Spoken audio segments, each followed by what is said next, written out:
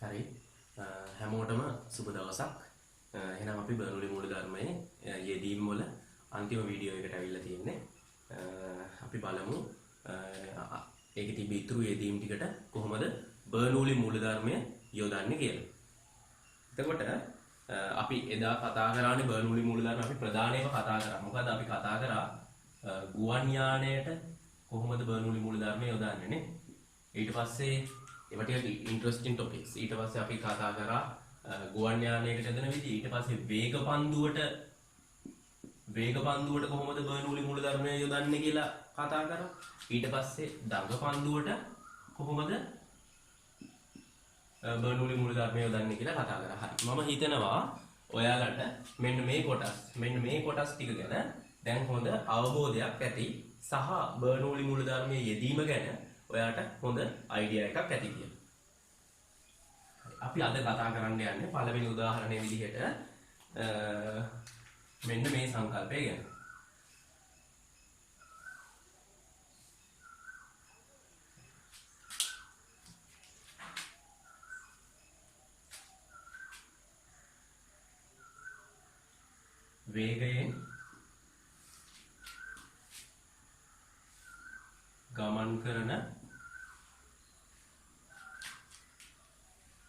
වේගයෙන් ගමන් කරන දුම්රියක් අසල දුම්රිය වේදිකාවක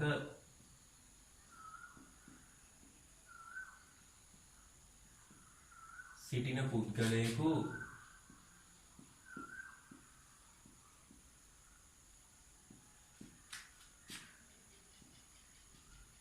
දුම්රිය දෙසට ඇදී යාම. දුම්රිය වේදිකාවක් අසල සිටින පුද්ගලයෙකු දුම්රිය දෙසට ඇදී යාම කියන සංකල්පය තමයි කතා කරන්න හදන්නේ. මේක මම තව ඔයාලට පොඩි පැහැදිලි කිරීමක් කරන්න. මේ දේම විතරක් නෙමෙයිනේ. මේ හැම දෙයක්ම කොහොම තමයි වෙන්නේ. මොනවද තව දේවල්? දැන් දුම්රිය වේදිකාවක් දුම්රිය වේගයෙන් දුම්රියක් මෙහෙම යද්දී ඒ දුම්රිය වේදිකාවේ ඒ කියන්නේ ප්ලැට්ෆෝම් එකක ඒ ගමන් කරන දුම්රිය අසල ඉන්න සැහැල්ලු දේවල් ගොඩක් වෙලාවට මේ දුම්රිය දෙසට ඇදී යාමේ බලයක් ගොඩ නැගෙනවා. ඒක මිනිසෙක් වෙන්න පුළුවන්, වෙන සැහැල්ලු වස්තුවක් තියලා තියෙන එකක් වෙන්න පුළුවන්. දුම්රිය දෙසට ඇදී යාමේ බලයක් ගොඩ නැගෙනවා. අපි බලමු ඒක කොහොමද වෙන්නේ කියලා. ඒ එක්කම යන තව උදාහරණ කීපයක් මම ඔයාලට පැහැදිලි කරන්නම්. හරි. මෙහි දුම්රිය විතරක් නෙමෙයි. ඔය දේ වෙනවා දැන් මුහුදේ බෝට්ටුවක් යාත්‍රා කරනවා කියලා හිතන්න. මුහුදේ බෝට්ටුවක් යාත්‍රා කරනකොට ඒ ළඟින්ම විශාල නෞකාවක් වේගෙන් ගියොත් එහෙම මොකද වෙන්නේ? මේ බෝට්ටුව ඇදිලා යනවා කොයි පැත්තටද? නැව දිශාවට. මේ බෝට්ටුව නැව දිශාවට ඇදිලා යනවා. රයිට්. ඒකත් මේ සංකල්පයම තමයි. හරි. ඒ වගේම ඔයා සමහර විට මේක අත්විඳලා ඇති මම මේ කියන්න හදන දේ.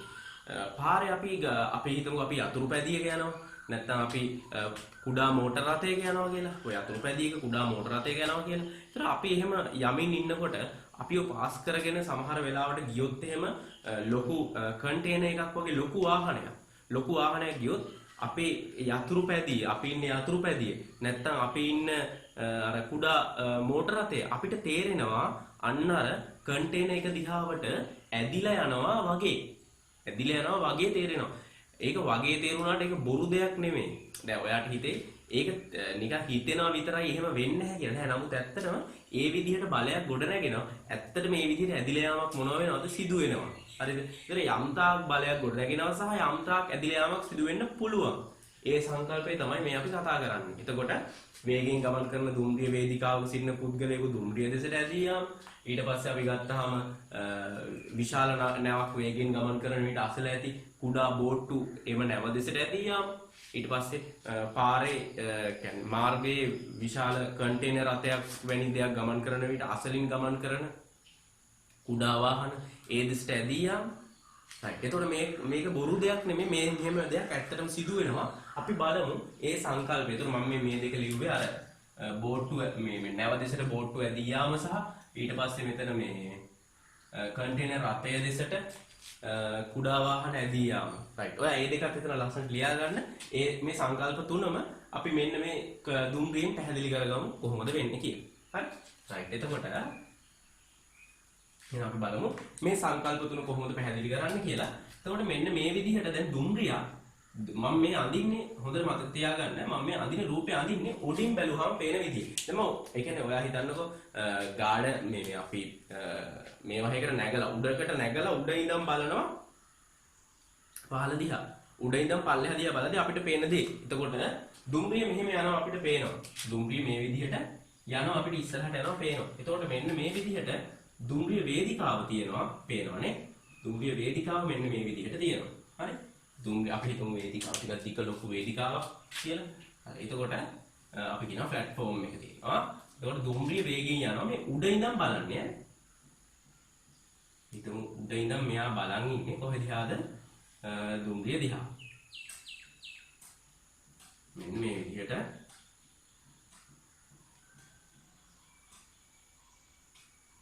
දැන් දුම්රිය වේගයෙන් ගමන් කරනවා ඉදිරියට. දැන් මං ඉහළ ඉඳගෙන බලන් ඉන්නවා දුම්රිය මට පේන දුම්රිය යනවා වේගයෙන් සහ ඒ අසල මේ විදිහට ඉන්න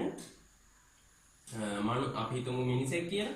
ඒ මෙන්න මේ විදිහට ඉන්න මිනිසෙකුත් දුම්රිය වේදිකාවේ හිටගෙන ඉන්න මිනිසෙකුත් අපිට පේනවා. හරි. දැන් මෙන්න මෙහෙම දෙයක් වෙන්නේ. දුම්රිය වේගයෙන් ගමන් කරද්දී දුම්රිය අසල ඇති වාතය මොකද වෙන්නේ? දුම්රියත් සමග මේ විදිහට දුම්රියත් සමග වේගයෙන් ගමන් කරනවා. දුම්රිය අසල ඇති වාතය දුම්රියත් සමග වේගයෙන් ඉදිරියට ගමන් කරනවා. දුම්රිය අසල ඇති වාතය දුම්රියත් එක්ක වේගයෙන් ඉදිරියට ගමන් කරනවා. හැබැයි දැන් ඔයාට හරිනම් ඔයා හරියට මේ පාඩම මුලින් ඉඳන් මාත් එක්ක බැලුවා නම් ඔයාට පොඩි ප්‍රශ්නයක් එන්න ඕනේ. මෙන්න මේ දේදී ඔයාට මතකද අපි අර බෝලේ ගමන් කරන කතාවේදී බෝලේ මෙහෙම ඉස්සරහට යද්දි අපි කිව්වේ වාතය කොහෙට යනවා කියලාද? පස්සට යනවා කියලා. ඒ හා සමගම ඉස්සරහින් එන මේ කියන්නේ ඉස්සරහ තියෙන වාතය බෝලේ ඉස්සරහට වේගයෙන් යද්දි වාතය කොහෙට යනවා කියලා කරන්නේ පස්සට යනවා. දැන් මම මෙතන කියනවා දුම්රිය ඉස්සරහට යන වාතයත් ඉස්සරහට යනවා කියලා. හරි. ඒතර ඔයාලට අනිවාර්යෙන් ඩවුට් එකක් එන්න ඕනේ. හරි. ඒතර අපි බලමු මොකද්ද මෙතන උනේ මොකද්ද කියලා. මම මෙහෙම කියලා දෙන්නම්. බෝලේ කියන එක ගත්තාම එයාට ලස්සන අපි දන්නවා අනාකූල හැඩය කියලා තියෙන කුරුල්ලෙක්ට වාතය පියාඹන්න පහසු වෙන කුරුල්ලෙක්ට තියෙන මොන හැඩයක්ද? ඉස්සරහා උල් වෙන ස්වරූපයක් නේ. අනාකූල ස්වභාවයක් තියෙනවා. එතකොට මොකද වෙන්නේ? මෙයාට වාතය කපාගෙන යන්න පුළුවන්.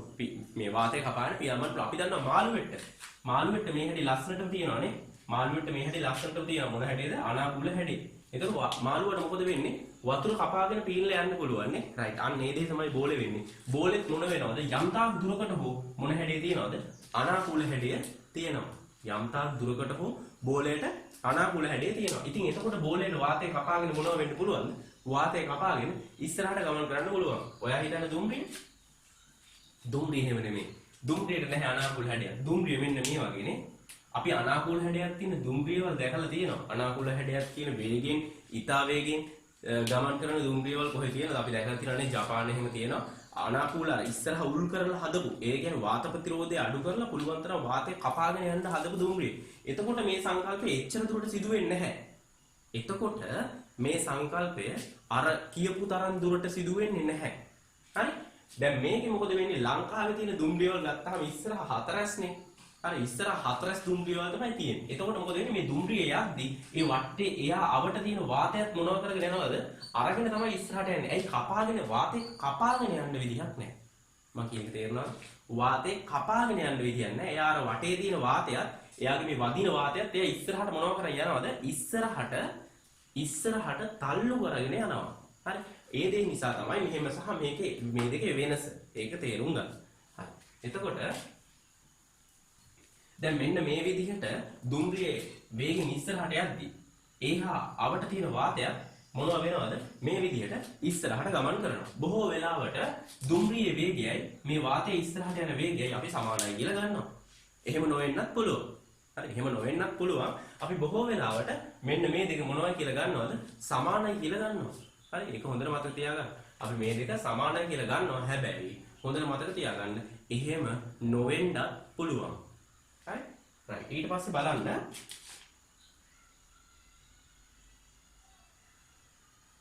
දැන් මේ මිනිස්සයා මෙහෙම හිටගෙන ඉන්නකොට මේ මිනිස්සයා ඉස්සරහ තියෙන වාතයට මම දාගන්නම් වාතය අපි හිතමු v2 වේගයෙන් ඉස්සරහට ගලාගෙන යනවා. ඒ දුම්රියේ වේගයට ගොඩක් වෙලාවට ඔන්න ඔය v2 කියන වේගය මොකද වෙන්නේ? සමානයි. දුම්රිය වේගයට ගොඩක් වෙලාවට ඔය v2 කියන වේගය සමානයි. ඊට පස්සේ මේ මිනිසාගේ පිටිපස්සේ තියෙන වාතයත් මොකද වෙන්නේ? යම් වේගයකින් යනවා. හැබැයි ඒකට මේ මිනිසා කොහෙ බලන් ඉන්නේ? මේ මිනිසා ඉන්නේ දුම්රිය දිහා බලාගෙන මේ මිනිසාගේ ඉස්සරහ පැත්ත, මේ මිනිසාගේ පිටිපස්ස පැත්ත. අපි උඩින් බැලුවාම අපිට පේන්නේ මිනිහාගේ ඔළුව විතරයි. ඒතර මිනිසාට ඉස්සරහ පැත්තේ වාතයේ වේගයෙන් ගමන් කරන අතර මිනිසාට පිටිපස්සේ පැත්තේ වාතයේ එච්චර වේගයෙන් ගමන් කරන්නේ නැහැ. සාපේක්ෂතාවයක් එනවා නෙමෙයි. මේ ඉස්සරහ ටික දුම්රිය ළඟම ටිකනේ. ඒ ටික ගොඩක් වේගයෙන් යද්දී මේ ටික එහෙම වේගයෙන් යන්නේ නැහැ. හරි. යම් තාක් වේගයක් තියෙන්නත් පුළුවන්. සමහර වෙලාවට සමහර ගණන් වල මෙයාට පිටිපස්සේ වාතයේ බිඳුවයි කියලා ගන්නවා. සමහර ගණන් වල මිනිසාගේ පිටුපස වාත ධාරාවේ වේගය බිඳුවයි කියලා නිශ්චලයි කියලා සලකන වෙලාවලුත් තියෙනවා. ඉස්සරහ තියෙන වාතයේ විතරක් ගමන් කරනවා කියලා අරගෙන. එහෙම නැත්නම් අපිට මේ විදිහට v1 පොඩි වේගයක්, චූටි වේගයක් තියෙනවා කියලා ගන්නත් පුළුවන්. right දැන් මේ විදිහට මෙන්න මේ වාතය v2 වේගයෙන් ඉස්සරහට ගලාගෙන යද්දි මේ පිටුපස තියෙන වාතය v1 වේගයෙන් ඉස්සරහට ගලාගෙන යද්දි දැන් ඔයා බලන්න v1 ට වඩා කවුරු විශාලයිද? මම බයනට ලියනවා v2 විශාලයිනේ. දැන් ඔන්න ඔයා ට්‍රැක් එකට වැටිලා දැන් ඔයා මේ පාඩම මාත් එක්ක හරියට ඉගෙන ගත්තා නම් මුලින් ඉඳන් ලස්සනට වීඩියෝ ටික බලලා නෝට් එක හදලා පොඩ්ඩක් ස්ටඩි කරලා තියෙනවා නම් දැන් ඔයාලට මම මේ කියාගෙන ඉද්දි තේරෙනවා මෙයා මේකට තමයි යන්නේ කියලා. හරි. ඒක වෙන්නේ ඔයා ලස්සනට පිළිවෙලට නෝට් එක හදලා අර වීඩියෝස් ටික පිළිවෙලට බලලා අඩුපාඩු හදාගෙන පොඩ්ඩක් ස්ටඩි කරලා තිබ්බනම් මේ සබ්ජෙක්ට් එක ගැන දැන් මම මේ කියාගෙන ඉන්නේ මොකක්ද කියලා ඔයාලට කලින්ම කියන්න පුළුවන්. හරි. දැන් මම මොකද කරන්නේ? මෙතෙන්ට මම දාගන්නවා මෙතන පීඩනය P1 කියලා සහ මෙතන පීඩනය P2 කියලා. දැන් මොකද වෙන්නේ? වේගය වැඩි තැන, වේගය අඩු තැන පීඩනය මොකද වෙන්නේ? පීඩනය වැඩිනේ. ඔකේ අනිත් පැත්තනේ පීඩන වෙනස වෙන්නේ අනිත් පැත්ත. දැන් ඊළඟට මම මොකද කියන්නේ? හරි. ඔයා දන්නවා වේගය වැඩි තැන පීඩනය අඩුයි, වේගය අඩු තැන පීඩනය වැඩි. එහෙනම් ඊට පස්සේ මම බායනතු ලියනවා මොකද්ද මම ලියන්නේ? පීඩනය වැඩි තැන සිට පීඩනය අඩු තැනට මොකක් ක්‍රියාත්මක වෙනවද? ඔයා මෙතන ලියවෙන්න ඕනේ. පීඩනය වැඩි තැන සිට පීඩනය අඩු තැනට බලයක් ක්‍රියාත්මක වෙයි. පීඩනය වැඩි තැන සිට පීඩනය අඩු තැනට බලයක් ක්‍රියාත්මක වෙයි. රයිට්. එහෙනම් කොහොමද බලය දෙන්නේ? මෙන්න මේව නේද? මිනිසා මත මෙන්න මේ විදිහට බලයක් යෙදෙනවා. කොහෙටද? දුම්රිය දෙසට. මිනිසා මත ඔන්න ඔය විදිහට බලයක් යෙදෙනවා. කොහොමද? දුම්රිය දෙසට. රයිට්. දැන් මොකද වෙන්නේ? අපි සමහර මම කියවන පටන් ගන්නකොට සමහර අය හිතේ මේක ඇත්ත දෙයක් නෙමෙයි දැනෙන දෙයක් විතරයි නේද? ඇත්තටම දැනෙනවා. හරි. මෙන්න මේ විදිහට තමුන් ඇත්තටම දුම්රිය මේ වේදිකාව ළඟ හිටියොත් මෙහෙම වේගෙන් එක්ස්ප්‍රස් එකක් වේගෙන් යද්දි තමුන්ට තේරෙනවා පොඩ්ඩක් මේ විදිහට මොනවා වෙනවද? දුම්රිය දෙසට ඇදී යනවා වගේ. තමුන් ටිකක් ලෑල්ලක් වගේ නම් බොහෝ වෙලාවට ඇදිලා යන්නත් පුළුවන්. හරි. මොකද සැහැල්ලු වෙන්න අපේ බර අඩුයිනේ. එතකොට අපිට කන්ට්‍රෝල් කරගන්න ඇදිලා යද්දි කන්ට්‍රෝල් කරගන්න තියෙන හැකියාව අඩු වෙනවානේ. හරි. රයිට්. එතකොට මම හිතනවා පැහැදිලි වෙන්නේ නැති කියලා මොකද්ද මේ කිව්වේ කියලා. මේ විදිහට බලය ගොඩනගෙන මේ බලය ගොඩක් විශාල වුණොත් අපේ දුම්රිය දිහාවට ඇදිලා යන්න පුළුවන්. මේ බලය ගොඩක් විශාල වුණොත් අපේ දුම්රිය දිහාවට ඇදිලා යන්න පුළුවන්. හරි. එතකොට මේ බලය දැන් හිතන්නකෝ මෙහෙම මෙහෙම. හරි.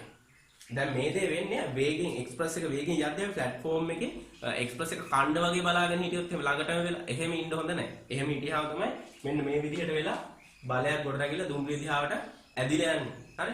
හැබැයි අපි පස්සට වෙලා හිටියොත් ඔය ප්‍රශ්නේ එච්චර දුරට එන්නේ නැහැ. හිතන්න මෙහෙම. අපි පස්සට වෙලා ඉන්නවා මේ වගේ. දුම්රිය ගියදී පස්සට වෙලා ඉන්නවා ටිකක්. ප්ලැට්ෆෝම් එකේ පස්සට වෙලා ඉන්නවා. හරි. නිකම් එක්ස්ප්‍රස් එකේ එල්ලෙන්න වගේ ඉන්න නැතුව ප්ලැට්ෆෝම් එකේ පාසල්ලා ඉන්නවා. ඉන්නකොට මොකද වෙන්නේ? මේ ඉස්සරහෙන් ගමන් කරන වාතයේ වේගය ටිකක් අපි v1 නේ තියෙන්නේ මෙතන v1. ඒ වේගය කියන්නේ අඩු වේගයක්.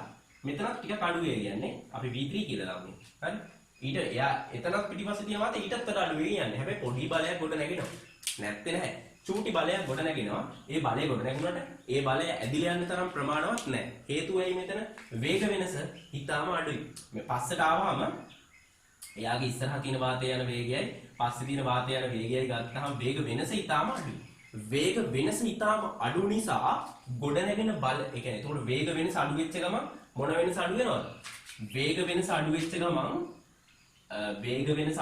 ගමන් පීඩන වෙනස මොනවා වෙනවද? පීඩන වෙනසත් අඩුයි. වේග වෙනස අඩු වෙනකොට පීඩන වෙනස අඩු වෙනවා. පීඩන වෙනස අඩු වුණාම ගොඩනැගෙන බලය අඩු වෙනවා. එතකොට ඒ බලය ප්‍රමාණවත් වෙන්නේ නැහැ. කොහෙට ඇදිලා යන්නද? දුම්රිය දෙසට ඇදිලා යන්න. හරි. හිතනවා පැහැදිලි වෙන්න ඇති කියලා මීට වඩා කියලා දෙන්න තේරෙන්නේ නැහැ. කියලා දෙන්න උපරිමයට කියලා දුන්නා. රයිට්. අපි බලමු ඊට පස්සේ අනිත් එක පොඩ්ඩක් කියලා දෙන්න. මේ දෙීම තමයි.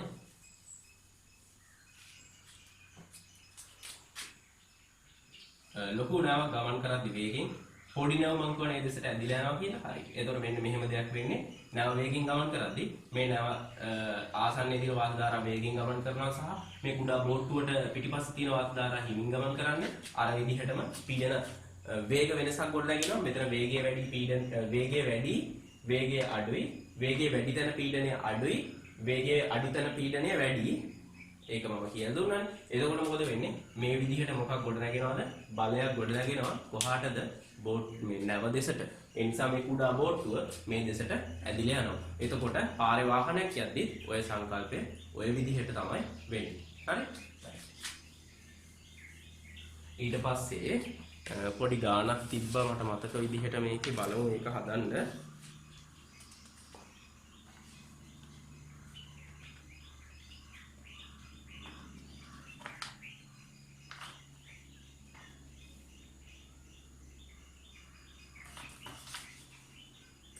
වගේ මතකයි.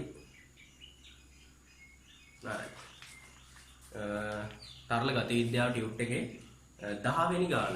තරල ගති විද්‍යාව ටියුට් එකේ 10 වෙනි ගාන MCQ එක. හරි. එතකොට බලන්න කොහොමද කියලා දෙන්නේ කියලා. කිලෝ 60ක ස්කන්ධයක් ඇති.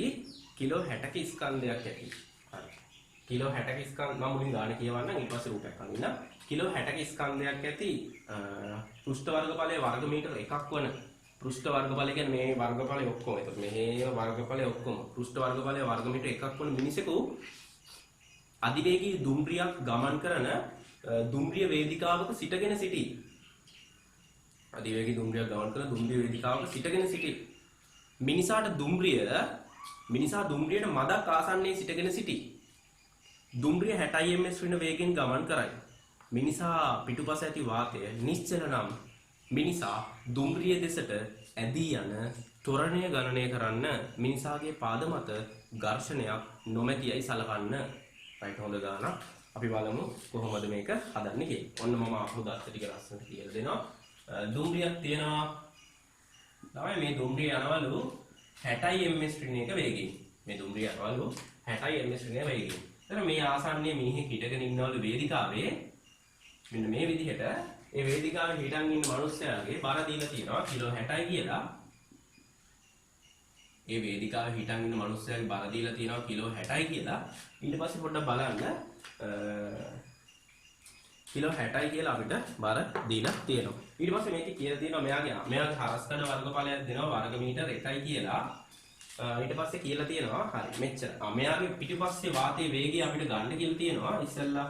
හරි දැන් ඔයා දන්නවා මම කියපු දේවලුත් මම මේකෙන් ලකුණු කරනවා. ඔයාලට මතක ඇති මම කිව්වා මේ වාතයේ ඉස්සරහ වාතය යම් වේගකින් ගමන් කරනවා. ඒ වේගය බොහෝ වෙලාවට දුම්රිය වේගයට සමානයි කියලා ගන්න වෙනවා. මේ ගානේ කිසිම දෙයක් එතනින් එහාට මේ ගානේ සඳහනක් නැහැ. ඔබ විසින් එය අනිවාර්යෙන් ඒ විදිහට ගන්න ඕන. මේ දුම්රිය 60ක වේගකින් ගමන් කරනවා කියලා කියන්නේ මේ ඉස්සරහ වාතයත් අපි ගන්නවා කීයෙන් යනවා කියලාද 60 ms ශ්‍රේණියක වේගයෙන්. මිනිසාට ඉස්සරහ දුම්රිය ළඟම තියෙන වාතය 60 ms ශ්‍රේණියක වේගයෙන් යනවා කියලා ගන්නවා. හරි ඊට පස්සේ අපිට කියන එතකොට මම මෙහෙම කරන්නම්.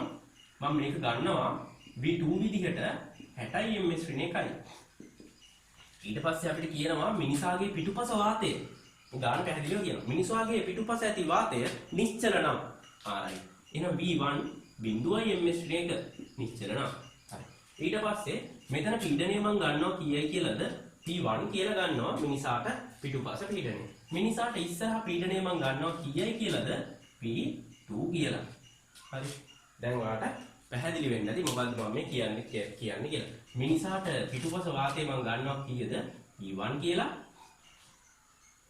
පීඩනය මිනිසාට ඉදිරිපිට ඇති වාතයේ පීඩනය P2 කියලා ගන්නවා. හරි. එතකොට දැන් මම හදන්නේ ඊළඟට බර්නූලි මූලධර්මය මෙතෙන්ට සහ මෙතෙන්ට යොදන්න. මේක මගේ A ලක්ෂය, මේක මගේ B ලක්ෂය. මිනිසාට පිටුපස ලක්ෂය A, මිනිසාට පිටුපස ලක්ෂය මේ මිනිසාට පිටුපස ලක්ෂය A, මිනිසාට ඉදිරිපිට ලක්ෂය B විදිහට ගන්නවා. හරි. එතකොට මාතෘකාව මතනවා.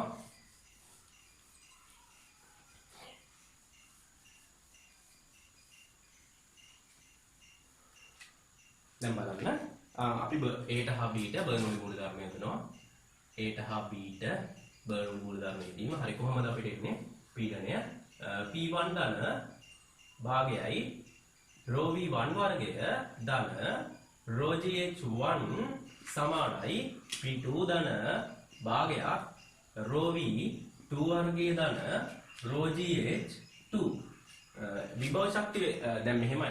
හොඳට මුලින් මම මේ වේදී පැහැදිලි කරන්න ඕන ඔයාලට. මෙතන එකම අනාකූල රේඛාව නෙමෙයිනේ. මේක වෙනයි, මේක වෙන. ඒතර එකම අනාකූල රේඛා දෙකකට තමයි මේ බර්නූලි මූලධර්මය යොදලා තියෙන්නේ. එහෙම යොදන්න බෑ කියලා ඔයා දන්නවා. මොකද බර්නූලි මූලධර්මයේ තියෙනවා එකම අනාකූල රේඛාවේ පිහිටි ලක්ෂ දෙකකට. එකම අනාකූල රේඛාවේ පිහිටි ලක්ෂ දෙකකට තමයි බර්නූලි මූලධර්මය දාන්නේ කියලා. හැබැයි මෙතනදී මතක ඇති අපි අර ගුවන් යානයට දානකොට උනත් තැන් දෙකක් තිබ්බේ. එතකොට අපි කොහොමද දැන් මේ අර ඈත ලක්ෂයක් සම්බන්ධ කරගෙන ඉන්නේ? රයිට්. ඒ විදිහටම මෙයයි මේ අනාකූල රේඛාවේ ඈත ලක්ෂයක් ගන්නවා. මෙයයි මේ අනාකූල රේඛාවේ ඈත ලක්ෂයක් ගන්නවා. ඒ දෙක සමාන හින්දා මේ දෙක සමාන කරනවා කියලා ඔබ ලිව්වා නම් හොඳයි. ඔබ ලිව්වා නම් වඩා හොඳයි. හරි. මේ අනාකූල එකම අනාකූල රේඛාවට බර්නූලි මෙන්න මේ වචන ටික එන්න ඕනේ. එකම අනාකූල රේඛාවට බර්නූලි මූලධර්මයේ යෙදිය යුතු බැවින් B හා එම අනාකූල රේඛාවේ ඈත ලක්ෂයක් C ලෙසද A හා එම අනාකූල රේඛාවේ ඈත ලක්ෂය D ලෙසදගෙන එම ලක්ෂ දෙක සමාන වන බැවින් A හා B ට බර්නූලි යෙදිය හැක කියලා ලියලා මේ ගාන හැදුවා නම් වඩා හොඳයි. හරි. right. ඊට පස්සේ මෙතන A හා B ලක්ෂයේ මොකද වෙන්නේ කියන්නකෝ. A හා B ලක්ෂයේ එකම උස මට්ටමනේ. මිනිසාගේ ඉස්සරහා මිනිසාගේ පිටුපස්ස. මිනිසාගේ ඉස්සරහා මිනිසාගේ පිටුපස්ස. ඒ කියන්නේ එකම තිරස් මට්ටම. එකම උසනේ. එහෙනම් විභව ශක්තිය මොකක් වෙන්න බැයිද ළමයි? විභව ශක්තිය වෙනස් වෙන්න බෑනේ. එහෙනම් විභව ශක්තිය එකම උසනේ. මිනිසාගේ ඉස්සරහා මිනිසාගේ පිටුපස්ස එකම මට්ටමින් ගන්න. එතකොට විභව ශක්තිය මොනවා වෙන්න බැයිද? වෙනස් වෙන්න බෑ. එහෙනම් විභව ශක්ති ප්‍රකාශනය මොනවා වෙලා යනවද? කැපිලා යනවා. හරි. ඊට පස්සේ බලන්න මෙතන V1. මෙතන වේගයේ බිඳුවයිනේ. වේගයේ බිඳුව නම් වේගයේ බිඳුව නම් V1 බිඳුව නම් මෙන්න මේ පදේ මොනවා වෙයිද ළමයි? වේගයේ බිඳුවක් වෙනකොට චාලක ශක්තියක් තියෙන්න පුළුවන්ද? වේගයේ බිඳුව. මේ පදේ බිඳුවක් වෙච්ච ගමන් මේ මුළු පදේ මොකද වෙන්නේ? වටිනාකම බිඳුවක් වෙනවනේ. එහෙනම් ඒකත් මොනවා කරලා දාන්න පුළුවන්ද? අයින් කරලා දාන්න පුළුවන්. හැබැයි මෙතන වේගයක් තියෙනවා. ඒතර මේ පදේ අයින් වෙන්නේ නැහැ. හරි. එහෙනම් ඊටු ටික ලස්සනට ලියන්න. හරි සරලයි දැන්. P1 සමානයි P2 ධන භාගයක් rho V2 වර්ගය. right. දැන් මොකද කරන්නේ නෝයි? දැන් මෙන්න මේ P2 අපි මේ පැත්තට ගන්නවා. P1 ඍණ P2. P1 ඍණ P2. පීඩන වෙනසනේ. කොතනද පීඩනය වැඩි ළමයි? මෙතන පීඩනය වැඩි කියලා ඔයා දන්නවා. P1 වැඩි. ඒ වේගය අඩු තැන පීඩනය වැඩිනේ. වේගය වැඩි තැන පීඩනය අඩුයි. හරි. එහෙනම් P1 වැඩි. එහෙනම් P1 ගෙන් P2 අඩු කරපුවාම අපිට එනවා කොහොමද? භාගයක් rho V2 වර්ගය කියන්නේ. හරි. දැන් අපිට මොකක් හොයාගන්න පුළුවන්ද? ඔය යටින් ගාන ඉතුරු ටික හදන්න. මෙන්න මෙතනින් හදනවා. මේ මොකද්ද අපිට මේ එන්නේ? ඩෙල්ටා P නේ. පීඩන වෙනස. ඩෙල්ටා P සමානයි ආදේශ කරමු අපි ලස්සනට භාගයයි වාතයේ ඝනත්වය අපිට කියලා තියෙනවා කීයයි කියලා ගන්න කියලාද 2යි කියලා. 2 කිලෝග්‍රෑම් ඝන මීටරයට සම්මත එකක වලින් තියෙනවා. ඊළඟට V2 වර්ගය 60 වර්ගය අපි දන්නවා කීයද? 3600යි. මේ භාගයට මේ භාගය කැපිලා ගියාම අපිට එනවා පීඩන වෙනස 3600යි පැස්කල් කියලා ලස්සන උත්තරයක්. අපිට එනවා ලස්සන උත්තරයක් 3600යි පැස්කල් කියලා පීඩන වෙනස කවුරු ඉස්සරහද? මෙයා සහ මෙයා ඉස්සරහ. එහෙනම් ඊළඟ මම හොයාගන්න ඕනේ බලය නේද? බලය හොයාගන්න ඕනේ. හරි. එතකොට මම මේ ගානේ මෙතන ඉඳන් ඔන්න මෙතෙන් shift වෙනවා මෙහෙම. right. ඊට පස්සේ අපි දන්නවා පීඩන වෙනස සමානයි අපි දන්නවා කොහොමද? බලය බෙදීම හරස් කඩ වර්ගඵලය. හරි. එහෙනම් බලය සමානයි මේ මෙතෙන්ට ආම පීඩන වෙනස වරක් වර්ගඵලයනේ. මේ ඒක මෙතෙන්ට ගත්තා. එහෙනම් ඔන්න බලන්න පීඩන වෙනස 3600යි පැස්කල්. මිනිසාගේ හරස්කඩ වර්ගඵලය දීලා තියෙනවා 1යි කියලා. එහෙනම් අපිට බලය එනවා කොහොමද? බලය එනවා 3600යි නිව්ටන් කියලා. කොච්චර බලයක් ගොඩනගෙනවද මෙයා මත 3600 නිව්ටන්ක බලයක් ගොඩනගෙනවා. රයිට්. එතකොට එහෙනම් අපි බලය හොයාගත්තා. දැන් මොකද්ද මෙයා අහන්නේ? පාද මත ඝර්ෂණ බලයක් ක්‍රියාත්මක වෙන්නේ නැත්නම් පාද මත ඝර්ෂණ බලයක් ක්‍රියාත්මක වෙන්නේ නැත්නම් මිනිහා කොච්චර වේගයෙන් කොච්චර ත්වරණයකින් දුම්රිය දිහාවට ඇදිලා යනවද කියලා. හරි. එතකොට දැන් මං හිතනවා ඔයා මේ ටික හදා ගන්න ඇති කියලා. ඊට පස්සේ මම මෙතනින් මකලා බලන්න ඉතුරු කොටස් ටික කතා කරමු. දැන් මෙහෙම දෙයක් නේද වෙන්නේ? මම දැන් අඳිනවා ඉස්සරහින් පේන විදිය. කියන්නේ අපි දුම්රිය ඉස්සරහට එලා බලන් ඉන්නවා මේ එන දුම්රිය දිහා. මිනිහා මෙහෙම හිටගෙන ඉන්නවා නේ. වේගෙන් දුම්රිය ඉස්සරහට එනවා. මිනිහා ප්ලැට්ෆෝම් එකේ මෙහෙම හිටගෙන ඉන්නවා. එතකොට මේ මිනිහා මත අපි දැන් දන්නවා කොච්චර බලයක් දුම්රිය පැත්තට ගොඩ නැගෙනවද? මේ මිනිහා මත ගොඩ නැගෙනවා නිව්ටන් 3600ක බලයක් නේ. නිව්ටන් 3600ක බලයක් දුම්රිය පැත්තට ගොඩ නැගිලා. නිව්ටන් 3600ක බලයක් දුම්රිය පැත්තට ගොඩ නැගිලා තියෙනවා. එතකොට එහෙනම් අපි පාද මත ඝර්ෂණයකුත් නැත්තම් බය නැතුව F සමානයි m දාමු. කොහෙටද? ත්වරණය හොයන්න දුම්රිය පැත්තට. හරි. එහෙනම් බලය අපි දන්නවා 3600යි. මිනිහාගේ ස්කන්ධය අපි දන්නවා කිලෝ 60යි. බරක් 60න් බෙදුනම අපි දන්නවා මෙතන 60යි නේ. රයිට්. එහෙනම් ත්වරණය කරනවා කොහොමද? තප්පර වර්ගයට මීටර් 60යි කියලා. තප්පර වර්ගයට m ශ්‍රීන 2. රයිට්. එතකොට උත්තරේ තියෙනවා. උත්තරේ දෙවෙනි උත්තරේ. හරි. මම හිතනවා මේ කතා කරපු උදාහරණය ඔයාලට හොඳට පැහැදිලි වෙන්න ඇති කියලා. ඔයාලට මේක එච්චර දුරට පැහැදිලි වුණ නැත්නම් වීඩියෝ එක ආපහු පාරක් බලලා තේරුම් ගන්න අන්නේ අවස්ථාව තියෙනවා මේ විදිහට ඉගෙන ගන්නකොට. හරි. අපි ඊට පස්සේ බලමු ඊළඟට මම කතා කරන්න හදන ඊළඟ උදාහරණය ගැන. ඊළඟ උදාහරණය තමයි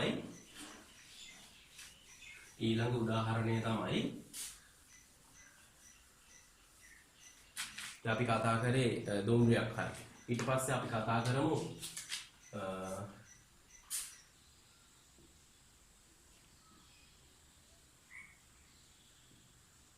සුලිසුලන් හමන විට නිවෙස් වල වහල ගැලවී යාම.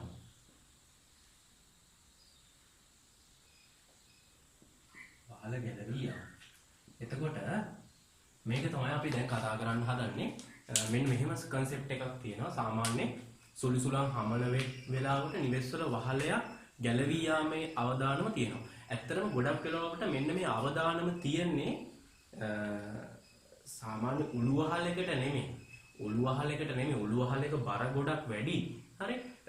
ටකරන් වලින් හදපු වහලයකට සීට් වලින් හදපු වහලයකට මේ අවදානම එන්න තියෙන chance එක ගොඩක් අඩුයි. හැබැයි ටකරන් වලින් හදපු වහලයකට සුලිසුලන් හමන වෙලාවට බොහෝ වෙලාවට ගැලවිලා යන්න පුළුවන්. එතකොට හොඳට මතක තියාගන්න ඕන දෙයක් තමයි මෙන්න මේ ටකරන් වලින් හදපු වහලේ ගැලවිලා යන්නේ ඒ හුලම් පාර හින්දා නෙමෙයි. ඊට වඩා වෙනස් concept එකක් එතන තියෙනවා. හරි. අපි මේ හදන්නේ මෙන්න මේ එක ටකරන් ඒවා මොකක්ද අපි වහලය කියලා මෙතන අර්ථ දක්වමු. වහලය ගැලවිලා යන්න හේතුව කතා කරන්න තමයි හන්නේ බර්නූලි මූලධර්මය සම්බන්ධ කරගන්න ගමු. හරි. එතකොට මම රූප සටහනක් අඳිනවා. දැන් හිතන්න මේ තමයි නිවසේ වහලය. එතකොට මේ තියෙන නිවස. එතකොට මේ තියෙන්නේ එන වාත ධාරාව. අපි හිතමු මෙහෙම එනවා අනාකූල රේඛාවක්. නිවෙල්මේ වහලේ හැඩය නිසා මෙහෙම යනවානේ. හරි. මෙහෙම එනවා තව අනාකූල රේඛාවක්. ඒකත් මෙහෙම ආවා මෙහෙම ගියා. ඊට මෙහෙම එනවා තව අනාකූල රේඛාවක්. මෙහෙම ආපහු යනවා. හරි. එතකොට බලන්න වෙන දේ. හරි. දැන් ඔයා හිතන්න මේ එන්නේ සුලිසුලක කියලා අපි හිතමු. මේ හමාගෙන ඉන්නේ සුලිසුලක.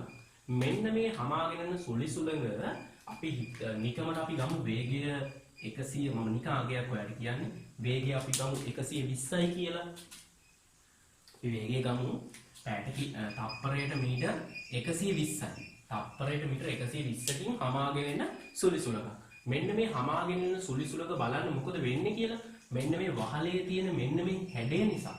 හරියට අර ගුවන් යානේ තටුවේ හැඩය වගේ තමයිනේ. ඔයා කලින් වීඩියෝ එක බැලුවා නම් ඔයාලට පැහැදිලි වෙයි ගුවන් යානේ තටුවේ හැඩය වගේ තමයි. මෙන්න මේ විශේෂ හැඩයනේ. එතකොට බලන්න මොකද වෙන්නේ කියලා. එන්නේ විශේෂ හැඩය නිසා වෙන දේ තමයි අනාකූල රේඛා ටික මොනවද වෙනවද? මෙහෙම අනාකූල රේඛා තටු උඩදී ලං වෙනවනේ. ඒ දේ මෙතනදිත් වෙනවනේ. මේ අනාකූල රේඛා ටික මේ වහලේ හැඩය නිසා වහලේ මුදුනේදී මොනවා වීමක් සිදු වෙනවද? වහලේ මුදුනේදී ලංවීමක් සිදු වෙනවා. වහලේ මුදුනේදී ලංවීමක් සිදු වෙනවා. එතකොට මෙන්න මේ එන වාත ධාරාව මෙන්න මේ 120න් එන සුලිසුලන් ධාරාව මේ වහලේ මුදුනේදී තවදුරටත් මොනවා වෙනවද? තවදුරටත් ලංවීමක් සිදු වෙනවා. ඒක ඔයාලට පැහැදිලි ඇති. ඒ කියන්නේ මේ එන වාත ධාරාව වහලේ උඩදී තවදුරටත් ලං වෙනවා කියලා කියන්නේ තවදුරටත් මොකද වෙන්නේ? තවදුරටත් මේකේ වේගය වැඩි වෙනවා. ඒ කියන්නේ අපි හිතමු සුලිසුලක හමාගෙන ආව 120ට වුණාට වහලේ උඩදී අනාකූල රේඛා ටික මොකද වෙන්නේ? වහලේ මුදුනේදී අනාකූල රේඛා ටික තවදුරටත් ලං වෙනවා. ඒ කියන්නේ තවදුරටත් මෙතන වේගය වැඩි වෙනවා. හරි මම හිතවට ආගියක් කියන්නම්. දැන් මෙතන වේගය වහලේ මුදුනේදී සුලිසුලන් වල වේගය 140ක් වගේ විශාලාගයකට යනවා. ඒ කියන්නේ සුලිසුලගේ වේගයටත් වඩා වහලේ මුදුනේදී ඒ වේගය මොනවා වෙනවද? වැඩි වෙනවා. ඒ ඇයි? වහලේ හැඩය නිසා අර සුළං ධාරාවේ අනාකූල රේඛා වහලේ මුදුනේදී ලංවීමක් සිදු වෙනවා. හරි. එතකොට එහෙනම් අගයන් දැන් අයින් කරගන්න. හරි. එතකොට ඔයාට තේරෙනවා සුලිසුලගේ වේගයටත් වඩා වහලේ මුදුනේදී වාත ධාරාවේ වේගය වැඩි කියන එක. හරි. එතකොට එහෙනම් මම දැනට මෙතෙන්ට අකුරක් දාගන්නවා. මම මේකට දාගන්නවා V2 කියලා. ඊට පස්සේ ඔයා හිතන්න මේ ගෙදර වහලේ යට වහලේ ඇතුලේ වාතයේ වේගය මම අකුරක් දාගන්නම් V1 කියලා. ඇත්තටම මෙහෙමයිනේ. ගේ ඇතුලේ දැන් එළිය හුලඟ හමාගෙන ගියාට අපි දන්නවා ගේ ඇතුලේ මොකද වෙන්නේ? ගේ ඇතුලේ වාතයේ හුලඟ ගොඩක් වෙලාවට ගේ ඇතුලේ වාතය නිශ්චලයි. ගේ ඇතුලේ වාතය නිශ්චලයිනේ. ඒ කියන්නේ මේ ප්‍රවේගය ගොඩක් වෙලාවට බිඳුවයි. අපි හිතමු ඊටාම හිමින් යනවා නම් අපි V1 කියලා දාගන්න. හැබැයි මෙහෙමයි මම තව ටිකකින් මේක වඩා පැහැදිලි කරනවා. මෙතන මම බිඳුව කියලා මට ගන්නත් පුළුවන්. ඒ කියන්නේ නිවසේ ඇතුලේ හැබැයි ගානේ කියලා තියෙනවා. ගානේ යම් පොඩි හරි අගයක් දීලා තිබ්බොත් ඒක දාන්න ඕනේ. අපි හිතුව දැන් මේක 140 මේක 5යි ms ශ්‍රේණිය. අගයක් දීලා තිබ්බොත් දාන්න ඕනේ. එහම අගයක් නැතුව අපි හිතමු මෙහෙම කියනවා කියලා. නිවස ඇතුලේ ඇති වාතය නිශ්චලයයි සලකන්න. නිවස ඇතුලේ ඇති වාතය නිශ්චලයයි සලකන්න. එහෙම කියලා තිබ්බොත් මේක බිඳුවයි කියලා ගන්න පුළුවන්. හරි දැනට අපි අකුරක් දාගෙන හදාගෙන යමු. ඊට පස්සේ මේක V1 නම් අපි මෙතන පීඩනය P1 කියලා ගන්නවා. මේ පීඩනය P2 කියලා ගන්නවා. දැන් ඔයා දන්නවා මම මොකාටද මේ එන්න හදන්නේ කියලානේ. දැන් ඔයා දන්නවා මෙච්චර වෙලා අපි හැමදේම පැහැදිලි කරේ කොහොමද? දැන් මම මොකාටද මේ එන්න හදන්නේ කියලා ඔයාට හොඳ අවබෝධයක් තියෙනවා. දැන් බලන්න මෙතන වේගය ගත්තාම අපි දන්නවා V2 වැඩිනේ. V2 කියන එක වැඩි කාට වඩාද? නිවසේ ඇතුලේ වාතයේ වේගයට වඩා. එහෙනම් ඔයා දන්නවා වේගය වැඩි තැන පීඩනය මොකද වෙන්නේ? පීඩනය අඩුයිනේ. එහෙනම් අපි දන්නවා P2 කියන පීඩනය අඩුයි. කවුද වැඩි? ඇතුලේ. ගේ ඇතුලේ වාතයේ පීඩනය ගොඩක් වැඩි. වේගය වෙනස් වෙන විදිහට විරුද්ධ විදිහට තමයි පීඩනය වෙනස් වෙන්නේ. ප්‍රතිවිරුද්ධ විදිහට. right. එතකොට ඔන්න ඔය විදිහට තමයි ලියන්න වෙන්නේ. හරි. එතකොට ඔයාට තේරෙන්න ඕනේ පීඩනය වැඩි කොහෙද දැන්? පීඩනය වැඩි නිවස ඇතුලේ. පීඩනය අඩු කොහෙද? පීඩනය අඩු වහලේ මුදුනේ එළිය පැත්තේ. හරි. එහෙනම් මොකද වෙන්නේ? පීඩනය වැඩි තැන ඉඳන් පීඩනය අඩු තැනට මොකක් ක්‍රියාත්මක වෙනවද? බලයක් ගොඩනගෙනවා. පීඩනය වැඩි තැනින් සිට පීඩනය අඩු තැනට මොකක් ක්‍රියාත්මක වෙනවද? බලයක් ගොඩනගෙනවා. මෙන්න මේ බලය මෙන්න මේක අර තට්ට මත මොකද්ද? ගුවන් යානයේ තටුව මත ගොඩනැගුණු එසවුම් බලය වගේනේ. හරි. එතකොට ඔන්න ඔය බලය නිසා තමයි වහලේ මොනව වෙන්නේද? මේ ගොඩනැගෙන බලය නිසා තමයි වහලේ ගැලවිලා ගියොත් ගැලවිලා යන්නේ. හරි. මේ ගොඩනැගෙන බලයෙන් තමයි වහලේ ගැලවිලා ගියොත් ගැලවිලා යන්නේ. හැබැයි හොඳට මතක තියාගන්න ගෙදරක වහලයක් ගත්තාම අපි දන්නවා ඒ වහලේ ලෑලි ගහලා ලොකු මොකද වෙන්නේ? ඒ වහලෙට ලොකු බරක් තියෙනවා. ඒ වහලෙට ලොකු බරක් තියෙනවා. හරි. එතකොට ඒ බරට වඩා මේ එසවුම් බලය ඔයාට තේරෙන්න ඕනේ වහලේ ගැලවිලා යන්න නම් මේ ගොඩනැගෙන බරට වඩා මේ වහලේ බරට වඩා මේ ගොඩනැගෙන එසවුම් බලය මොනවා වෙන්න ඕනද? වහලේ බරට වඩා මේ ගොඩනැගෙන එසවුම් බලය වැඩි වෙන්න ඕනේ. වහලේ බරට වඩා මේ ගොඩනැගෙන එසවුම් බලය වැඩි වුණොත් තමයි මේක මොනවා වෙන්නේද? වහලේ ගැලවිලා යාමේ හැකියාවක් තියෙන්නේ. ඔයා මෙහෙම හිතන්නකෝ. උළු වහලයක් ඒකයි මම කිව්වේ ටකරන් වහලයක බර අඩුයිනේ ළමයි. ටකරම් වහලයක බර අඩුයි. ටකරම් වහලේ බර අඩු නිසා ඒක ගැලවිලා යන්න තියෙන chance එක මොකද වෙන්නේ? වැඩි. ඒ බර අඩුයි. ඒතර පොඩි බලයක් උඩට ඇති වුණා ඒක ගැලවිලා යන්න පුළුවන්. හැබැයි අපි උළු වහලයක් ගත්තාම ඔයා දන්නවා උළු වහලයක බර වැඩි. එතකොට යෙදෙන බලය ලොකු බලයක් ඕනේ මොනවා වෙන්නද? ගැලවිලා යන්න. එහෙනම් ඔයාට තේරෙනවා මේ බලය දැන් ගොඩ නැගෙන්නේ කොහොමද කියලා. එතකොට අපිට පුළුවන් මොකක් කරන්නද? එහෙනම් ඔන්න මම පැහැදිලි කිරීම ඉවර කරා. ඒතර අපිට පුළුවන් නිවසේ ඇතුල් ලක්ෂයට සහ මෙතනට මම දාගන්නම් මේක A ලක්ෂය. නිවසේ පිටත මේ අනාකූල රේඛාව මත ලක්ෂය මම ලකුණු කරනවා B ලක්ෂය කියලා. ඊට පස්සේ මම මොකද කරන්නේ? බර්නූලි මූලධර්මයේ දානවා A ලක්ෂයටයි B ලක්ෂයටයි. බර්නූලි මූලධර්මයේ දානවා A ලක්ෂයටයි B ලක්ෂයටයි. හරි. එතකොට එහෙනම් ඔයා මතක තියාගන්න වහලේ බරට වඩා මේ යෙදෙන එසවුම් බලය වැඩි වුණොත් තමයි වහලේ ගැලවිලා යාමේ හැකියාවක් තියෙන්නේ. හරි. එතකොට අපි බලමු කොහොමද එහෙනම් බර්නූලි මූලධර්මයේ දාන්නේ කියලා. හරි. ඔයා මේ කරුණු ටික ලියාගෙන ඇති කියලා මම හිතනවා. ඊට පස්සේ මම මේ ටික මකන්නම්. මකලා මම එහා පැත්තෙන් ඔය ටික ලියන්න. V2 වැඩි කාට වඩාද V1ට වඩා? P2 එතකොට අඩුයි P1ට වඩා වැඩි පීඩනය P1. මම දැන් දානවා කාටද? A ලක්ෂයට හා B ලක්ෂයට බර්නූලි යෙදීම. A ලක්ෂයට හා B ලක්ෂයට බර්නූලි යෙදීම. හරි. අපි බර්නූලි සමීකරණය මුලින් ලියමු ලක්ෂ දෙකටනේ. E1 ධන භාගයක් ρ V1 වර්ගය ධන ρ GH1 සමානයි P2 ධන භාගයක් ρ V2 වර්ගය ධන ρ GH2. ඔන්න ඔය විදිහට එනවනේ. ඔය විදිහට එනවා. එතකොට දැන් බලන්න මෙතනයි වහලෙට පොඩ්ඩක් උඩ ලක්ෂයයි. එතකොට මේ ලක්ෂය වහලේ ළඟින්ම ගන්න. මේ A ලක්ෂය මෙන්න මෙතනින් ගන්න. මේ එළිය B ලක්ෂය. මේ A ලක්ෂය මේ B ලක්ෂය. වහලේ ඇතුල් පැත්ත වහලේ එළිය උඩ. හරි. වහලේ ඇතුල් පැත්ත වහලේ එළිය උඩ. එතකොට මේ A ලක්ෂය මේ මොකද්ද මේ? මෙන්න B ලක්ෂය මෙතන. හරි. එතකොට බලන්න ඒ දෙකේ උස මට්ටමේ වෙනසක් තියෙනවද ළමයි? ලොකු වෙනසක්, පැහැදිලි වෙනසක්. මෙතන A ලක්ෂය, මෙතන B ලක්ෂය නෑ. ළඟ වහලේ ඇතුල් පැත්ත, වහලේ එළිය පැත්ත. වහලේ එළිය පැත්ත, වහලේ ඇතුල් පැත්ත. ළඟමනේ තියෙන්නේ. එහෙනම් මොන පද දෙක අයින් කරලා දාන්න පුළුවන්ද? විභව ශක්ති වෙනසක් නෑ කියලා අපි සලකනවා. විභව ශක්ති වෙනසක් නෑ කියලා අපි සලකනවා. දැන් මොකද වෙන්නේ බලන්න. එතකොට මට ලියන්න පුළුවන් කොහොමද? ඉතුරු පද ලියන්න. P1 ධන භාගයක් ρ V1 වර්ගය සමානයි P2 ධන භාගයක් ρ V2 වර්ගය. දැන් බලන්න V1 මොකද වෙන්නේ? V1 මම මෙහෙම කිව්වොත් නිවසේ ඇතුළත වාතයේ නිශ්චල නම් නිවසේ ඇතුල් පැත්තේ වාතයේ නිශ්චල නම් ඒ කියන්නේ මෙයාගේ මේ V1 කීයක් වෙනවා කියලාද කියන්න හදන්නේ?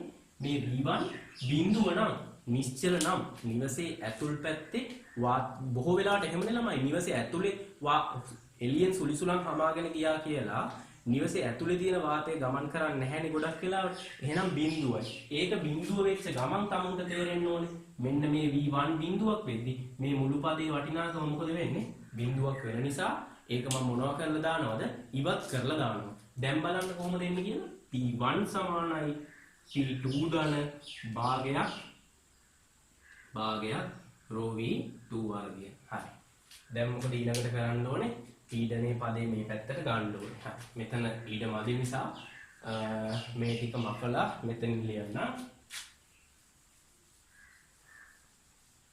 හරි. එතකොට අපි දැන් මෙතන ඉඳන් මම මෙතෙන්ට යනවා බලන් ඉන්න. P1 P2 මෙහෙට ගන්න ඕනේ. එතකොට ඊන P2 සමානයි භාගයක් ρ V2 වර්ගය. එහෙනම් ඩෙල්ටා P පීඩන වෙනස අපිට එනවා කොහොමද?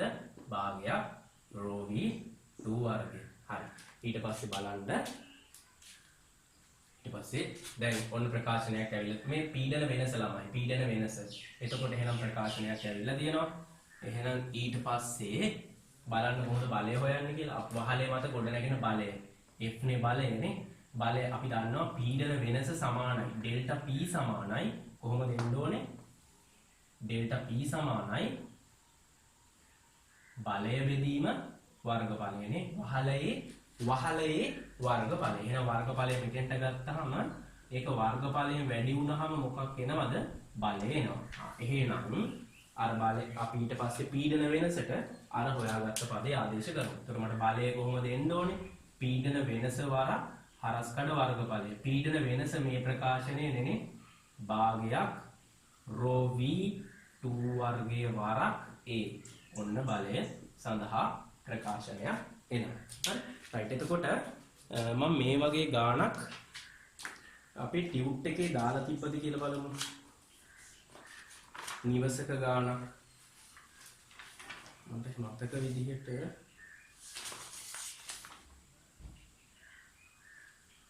ආරයිට් තියෙන ගාණක් අපි ඒක හදලා බලමු. හරි. උනා ගන්න ටියුට් එකේ 8 වෙනි ගාණ. හරි. සුලි සුලඟක් හමන විට සියලු දොර ජනෙල් වසා ඇති නිවසක සියලු දොර ජනෙල් වහලා තියෙන. ඒ කියන්නේ ඇතුලේ වාතය කොහොමයි අනිවාර්යෙන් නිවසේ සියලු දොර ජනෙල් වැහුවා කියලා කියන්නේ ළමයි. ඇතුලේ කොහොමවත් වාතය චලනය වීමක් සිදු වෙන්නේ නැහැ. සියලු දොර ජනෙල් වැහුවා කියන්නේ නිවස ඇතුලේ වාතය කොහේවත් ගමන් කරන්නේ නැහැ. ඒ කියන්නේ අනිවාර්යෙන් මේ ප්‍රවේගය කීයයි කියලා එයාලා දෙනවද? 0යි කියලා. හරි. අපි බලමු මෙහෙම. දැන් කියලා තියෙන මම ගානේ දත්ත ටික ලකුණු කරනවා බලන්න. මෙතන ඇතුලේ වාතයේ ප්‍රවේගය යාලා දෙනවා කියලා 0යි කියන්නේ. ඒක තමයි මේ වචනේ තේරුම් ගන්න ඕනේ. ගානේ කියන්නේ නිවස ඇතුලේ 0යි කියලා ගන්න කියලා. ගානේ පැහැදිලිව කියනවා මෙන්න මෙහෙම දෙයක්. සුලිසුලන් හමන විට සියලු දොර ජනෙල් වසා ඇති නිවසක. එතකොට ඔයා තේරුම් ගන්න ඕනේ දොර ජනෙල් වහලා නම් ඇතුලේ වාතය 0යි. නැතු ඔයාට කියන්නේ ගේ ඇතුලේ 0යි කියලා. හරි. එතකොට ගානේ කියන වචනෙන් ඔයා ඒකේ අර්ථය ගන්න ඕනේ. ඊට පස්සේ නිවසේ වහලයට ඉහළින් සුළඟේ වේගය 50යි. ඉහළින් සුළඟේ වේගය දෙනවා අපිට 50යි කියන එක. අපේ ගානට අනුව නම් ඔය දීලා තියෙන්නේ මොකද්ද? අපි දැන් ඉස්සෙල්ලා හදපු ගානට අනුව නම් ඔය දීලා තියෙන්නේ v2. හරි. ඊට පස්සේ කියලා තියෙනවා කොහොමද? වහලය මත යෙදෙන අමතර බලය වන්නේ වහලේ වර්ගඵලය වර්ග මීටර් 25යි. වහලේ වර්ගඵලය ගාන හදලා ඉවරයි වගේ තමයිනේ. වහලේ වර්ගඵලයත් අපිට දීලා තියෙනවා වර්ග මීටර් 25යි කියලා. වහලේ වර්ගඵලය වර්ග මීටර් 25යි. වාතයේ ඝනත්වය අපිට දෙනවා 2 කිලෝග්‍රෑම් ඝන මීටරයට කියලා. ඉතින් අපි ගාන හදලා ඉවරයි ළමයි. මේකට ආදේශ කරපු ගමන් අමතර බලය එනවනේ. කොච්චර අමතර බලයක් වහලේ මත ක්‍රියාත්මක වුණාද? හරි. මම හදලම මේකටම දැන් මෙහෙමයි මේ ගාන හදද්දි ඔයා මේක පාඩම් කරන් යන්නේ නැහැනේ. ඔයා අර බර්නූලි දාලා මේ ටික ඔයා හදාගෙන ඉන්න ඕනේ. අපි පාඩම් දැන් මෙතන ඉස්සෙල්ලා බර්නූලි ලියලා ඊට පස්සේ මෙහෙම සුළු කරලා මේ සමීකරණය අරගෙන ඊළඟ මේකට ආදේශ කරලා මෙතෙන්ට එනකන් එන්න ඕනේ. මෙතෙන්ට එනකන් මොකද මේක ඔයා පාඩම් මේක කටපාඩම් කිරීමක් නෙමෙයි. හරි. මේ සමීකරණය ඔයා විභාගෙට පාඩම් කරන් යන්නේ නැහැ. ඔයා බර්නූලි දාලා මෙතෙන්ට එනකන් හදා ගන්න ඕනේ. හදාගෙන ඊට පස්සේ අපි සමීකරණය ලියුවොත් කෙලින්ම ගේලා භාගයයි ආදේශ කරා. රෝ 2යි වාතයේ ඝනත්වය වහලේ උඩ ප්‍රවේගය දිය තිනවා 50 වර්ගය. 50 වර්ගය කියලා කියන්නේ 2500යි. මම එහෙම ලියන්නම්. ඊට පස්සේ හරස්කඩ වැඩි කරන්න ඕන 25යි උත් නේ. හරස්කඩ 25යි. right දැන් සුළු කරන්න දෙකට දෙක කැපුණා 50 50 2500යි. 2500 ඒවා 25ක් නේද? 25 25 650යි. 25 625යි. ඒ කියන්නේ 62500යි නිව්ටන්. ඔන්න බලය හෙව්වා. එතකොට එහෙනම් හැබැයි මෙහෙම හොඳට මතක තියාගන්න මෙහෙම ගාන මම හැදුවේ මෙතන ප්‍රවේගي බිඳුවක් වෙච්ච නිසා. නැත්තම් මේ ප්‍රකාශනයේ නෑ ළමයි. එතනට ප්‍රවේගයේ යම් හෝ සුළු හෝ අගයක් තිබ්බනම් එහෙම ඊට වඩා වෙනස් විදිහට තමයි ප්‍රකාශනය එන්නේ. හරි. එතකොට ඔයාට ඕන නම් එතෙන්ට ප්‍රවේගයක් එක්ක ගාන හදලා බලන්නත් පුළුවන්. එතකොට ඔයාට තේරෙනවා මෙතන මේ අර අපි කැපල දැම්මනේ. V1 ආපු චාලක ශක්තිය කියන පදයක් කපලා දැම්ම බර්නූලි මම මෙතන දැන් මකලා තියන්නේ ඒක කපලා දැම්ම. ඔය බලන්න මම V1 කියන පදේ කපලා දැම්මා. හැබැයි V1 කැපෙන්නේ නැහැ කොහොම වුණා නන්ද? V1 කැපෙන්නේ නැහැ යම්පෝ අගයක් ඒකට තිබ්බනම්. හරි මං හිතනවා සුපීරියටම පැහැදිලි වෙන්න ඇති කියලා. I think කියලා දෙන්න දෙයක් නැහැ නේ. හරි right. එහෙනම් ඔන්න සුලිසුලන් හමන වෙලාවට නිවෙස්වල වහල ගැලවී යාම කියන සංකල්පය බර්නූලි මූලධර්මය ඇසුරෙන් පැහැදිලි කරා. දැන් මම මෙහෙම දෙයක් කියන්න. එතකොට අපි මොකද්ද සුලිසුලන් හමන වෙලාවට කරන්න ඕන දේ? සුලිසුලන් හම දැන් මං කියවනේ අධිවේගී දුම්රියක් ගමන් කරනවා නම් තමුන් දුම්රිය වේදිකාවේ පොඩ්ඩක් පසුපසින් සිට ගන්න. ඒ ඔබගේ ඇඟට ගුණයි. හරි. ඔබගේ ඇඟට ගුණයි. එහෙම නැති වුණොත් ඔයා දුම්රිය දිහට ඇදිලා ගිහිල්ලා වැදිලා මැරලා යන්න පුළුවන්. හරි. එතකොට එහෙනම් සුලිසුලන් හමන වෙලාවට නිවෙස් වල වහල ගැලවී යනවා නම් කුමක්ද කළ යුත්තේ? මම දැකලා තියෙනවා ගොඩක් අය මේකට ගොඩක් ගම්වල මිනිස්සු එහෙම සුලිසුලන් හමද්දි මොකද කරන්නේ? ටක් ගාලා ගේ ඇතුළට ගියා. ඔක්කොම ජනෙල් දොරවල් ටික වහගත්තා. ගේ ඇතුළට වෙලා ඉන්නවා සුලිසුලන් හමනවා කියන. හරි අපි සුලිසුලන් නෙමෙයි සාමාන්‍ය හුලඟක් හමාගෙන යනකොට උනත් ඔය දේනේ කරන්නේ ගොඩක් වෙලාවටනේ. ගේ ගෙදර ජනෙල් දොරවල් ටික වැහුවා. ගේ ඇතුළට වෙලා හිටියා. නමුත් ඒක නෙමෙයි කළ යුතු දේ. කළ යුතු දේ ඒක නෙමෙයි. මොකද දන්නවද? මම මේ සංකල්පයෙන් ඔයාලට පැහැදිලි කරන්න මොකද්ද කරන්න ඕනේ කියලා. හරි.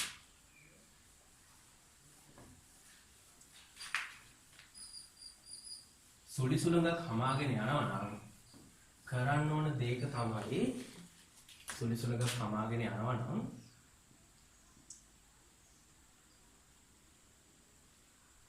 right. දැන් මෙහෙම ඔහොම යනවනේ. ඇතුලේ වාතයේ ප්‍රවේගයක් නැහැනේ. ওই ප්‍රශ්නයක් තියෙන්නේ නේ. හරි. ওই විදිහට සුලිසුලඟක් හමාගෙන යනවා. ඒකට මෙතන අපි V2 කියලා දැම්මා. මෙතන ප්‍රවේගය V1 අපි ගත්තේ බිඳුවයි කියලා. V2ට යම්මගයක් තිබ්බා. යම්මගයක් තිබ්බා. හරි. මම හරියට දාන්නම්. යම්මගයක් තිබ්බා. එතකොට දැන් සුලිසුලඟ හමාගෙන යද්දී නිවසේ වහලේ ගැලවී යන්නේ ඇයි? ප්‍රවේග තරලයේ ප්‍රවේග වෙනසක් ගොඩ නැගෙනවා. අන්නේ ප්‍රවේග වෙනස නිසා පීඩන වෙනසක් ගොඩ නැගෙනවා. ඒ පීඩන වෙනස නිසා බලයක් ගොඩ නැගෙනවා. ඕගනේ කන්සෙප්ට් එක. හරි. එහෙනම් පීඩන වෙනස හින්දානේ බලයක් ගොඩ නැගෙන්නේ. එතකොට පීඩන වෙනස හැකිතාක් දුරට දැන් මෙහෙමනේ බලය සමානයි. මෙතන ලියලා තිබ්බේ මං කලින් පීඩන වෙනස වරක් වහලේ වර්ගඵලය නේ. පීඩන ඩෙල්ටා p. පීඩන ඩෙල්ටා කියන එක අපි වෙනස කියන්නේ සංකේතවත් කරන්නේ. ඩෙල්ටා p වරක් වහලේ වර්ගඵලයනේ. ඒක බලය ගොඩ නැගෙනවා කොහොමද? ඩෙල්ටා p වරක් වහලේ වර්ගඵලය කියලා. එහෙනම් පීඩන වෙනස වාත් හිතන්න. පීඩන වෙනස හැකිතා දුරකට අඩු කරගන්න පුළුවන් නම් අපිට මොකක් අඩු කරගන්න පුළුවන්ද? පීඩන වෙනස හැකිතා දුරකට අඩු කරගන්න පුළුවන් නම් අපිට බලයේ වටිනාකම අඩු කරගන්න පුළුවන්. පීඩන වෙනස හැකිතා දුරකට අඩු කරගන්න නම් වේග වෙනස හැකිතා දුරකට අවම කරගන්න වෙනවා. හරි. මම මෙහෙම දෙයක් කියන්නම්. එතකොට අපි සුලිසුලන් හමාගෙන යන වෙලාවට නිවසේ මේ දොර ජනෙල් වහලා හරියන්නේ නැහැ. අපි මොකද්ද කරන්න ඕනේ? නිවසේ දොර ජනෙල් වෙන්ද අරිනවටත් වඩා පුළුවන් තරම් හොඳට ඇරලා විවෘත කරන්න ඕන. නිවසේ දොර ජනෙල් හොඳටම විවෘත කරන්න ඕන. එහෙම විවෘත කරාම මොකද්ද වෙන්නේ? නිවස ඇතුලේ වාතයේ යම් වේගයකින් මොනවා වෙන්න ගන්නවද? ඇයි දැන් දොර ජනෙල් හොඳට ඇරලානේ මේකේ දොරවල් ජනෙල් නිවසේ හොඳට විවෘත කරලා තියෙන්නේ. ඉතින් එතකොට නිවස ඇතුලේ වාතය යම් ප්‍රවේගයකින් මොනවා වෙනවද? මේ තරම් වේගෙක් නැති වෙයි. මෙච්චර මේ උඩ යන තරම් වේගයක් නැති වෙයි. හැබැයි යම් තාක් වේගයකින් යනවා. එතකොට මේක මට බිඳුව දාන්න හම්බෙන්නේ නැහැ.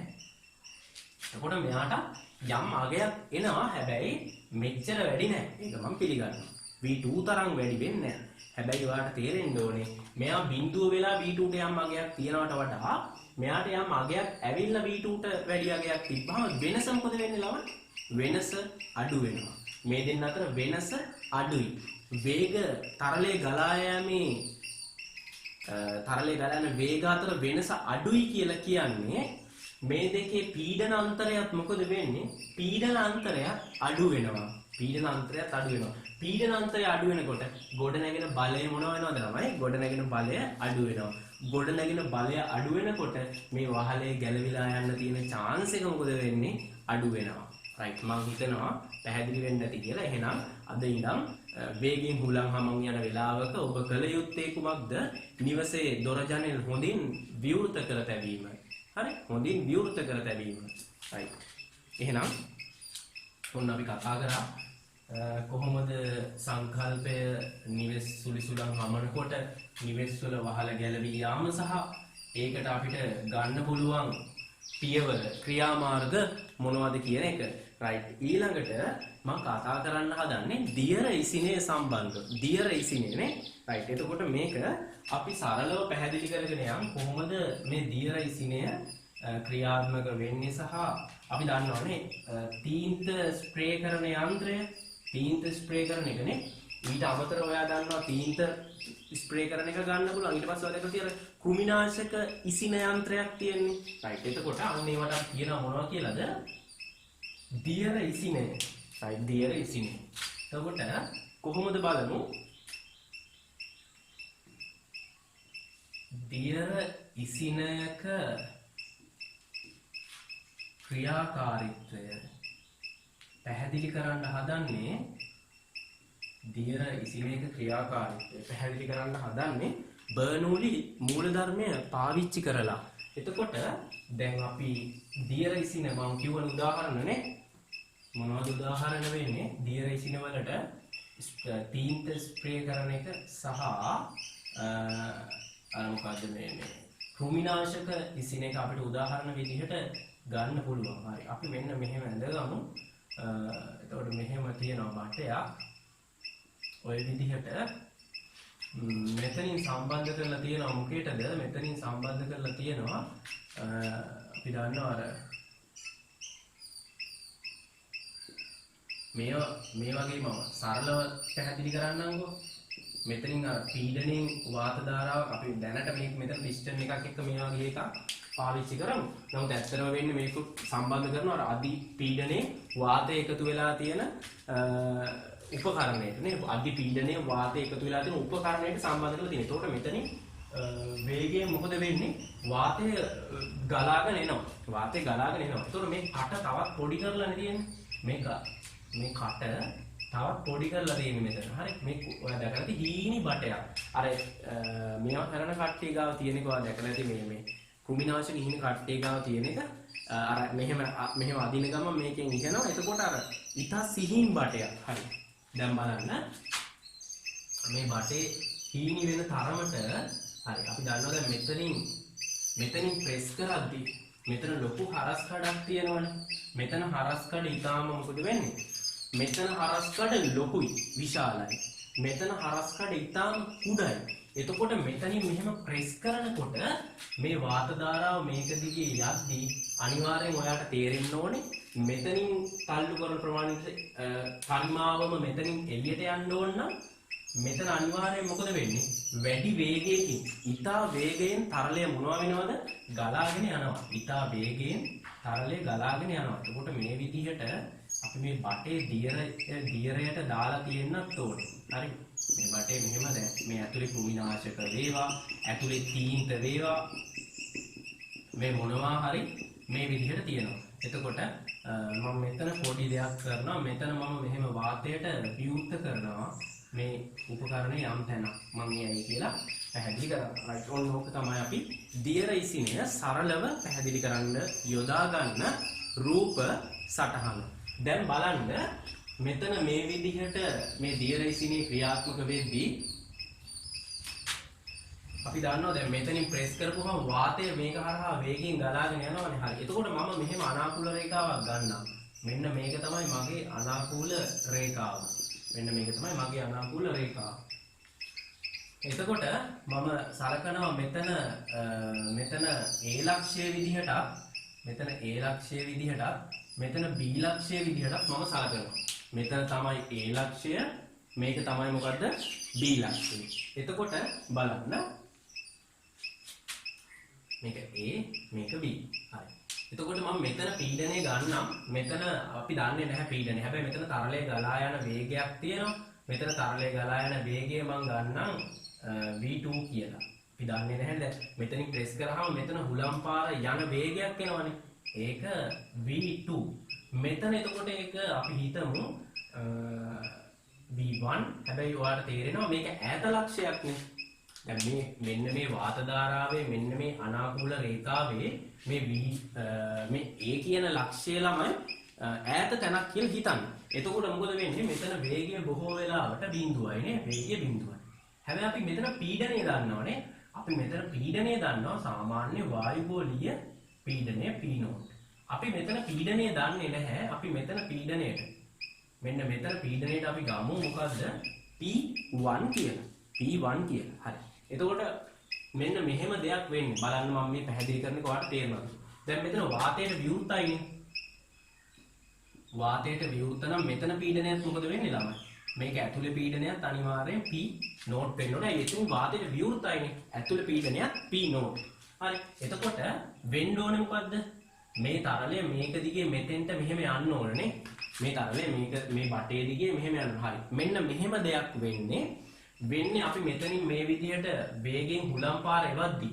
හුලම් පාර එවනකොට ප්‍රෙෂර් එකේ හුලම් පාර එවනකොට අන්නේ වාත ධාරාව මේක හරහා වේගෙන් ගලාගෙන යනකොට මෙතන පීඩනය මොනවා වෙනවද? වාතය දැන් මම කියලා දුන්නා. වාතය වේගෙන් ගලාගෙන යනකොට පීඩනය මොනවා වෙනවද? අඩු වෙනවනේ. වාතය හිමින් ගලාගෙන යනවනම් පීඩනය වැඩි. හරි. මේ හරහා වාතය වේගෙන් ගලාගෙන යද්දී මෙතන පීඩනය අඩු වෙනවා. කොතෙන්ට සාපේක්ෂවද? මෙතෙන්ට සාපේක්ෂව. හරි. මෙතන මෙන්න මේ නලය ඇතුලේ පීඩනය මොනවා වෙනවද? මේ නලය ඇතුලේ පීඩනය අඩු වෙනවා. මෙන්න මෙතන පීඩනය අඩු වෙනවා. ඒ පීඩන අඩු වීම නිසා මේ තරලය මේක දිගේ මොනවා වෙනවද ළමයි? පීඩනය අඩු වෙච්ච අපි දන්නවනේ අපි වතුරයකට බීම බටයක් දාලා අපි ඒකේ තියෙන හුලන් ටික උඩට ඇද්ද ගමන් බීම එනවා නේද? ඒ වතුර මේ අපි අපි මේ වතුරයකට බීම බටයක් දාලා ඒක අපි ඇදපු ගමන් වතුර එනවනේ.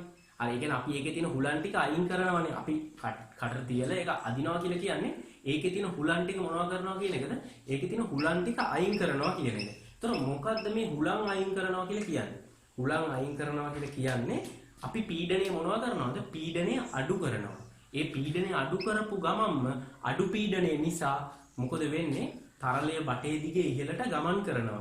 ඒ දේ තමයි මෙතන වෙන්නේ. මෙතනින් වේගෙන් වාතය පිබිනකොට මෙතන පීඩනය අඩු වෙනවා. ඒ පීඩන අඩුව නිසා මේ තරලය මෙහෙම මේක දිගේ මොනවා වෙනවද ළමයි?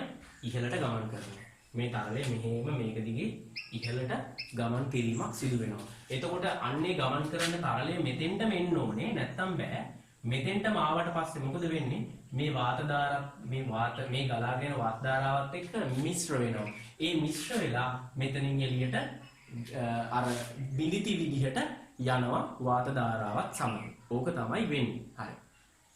එතකොට අපි බලමු මෙහෙම මේක මෙන්න මේ විදිහට අපි හිතමු මේ නලයේ උස මෙතන ඉඳන් මෙතෙන්ට h උසක් තියෙනවා. අපි හිතමු මේ නලයේ උස h උසක් තියෙනවා. එතකොට අපි බලමු එහෙනම් මේ නලයේ උස h නම් මේ තියෙන තරලය මේ උඩටම එන්න කොච්චර වේගෙන් මෙතනින් තරලය ගලාගෙන යන්න ඕනද කියලා.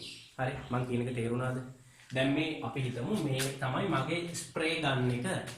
මේ මගේ ස්ප්‍රේ ගන් එකේ මෙන්න මේ තරලය මේ ඇතුලේ තියෙන ද්‍රවය මේක තීන්ත වෙන්න පුළුවන්, මේක කෘමිනාශක වෙන්න පුළුවන්, මොකක් හෝ ද්‍රවය මේ නලය දිගේ මෙහෙම උඩට එන්න ඕනේ.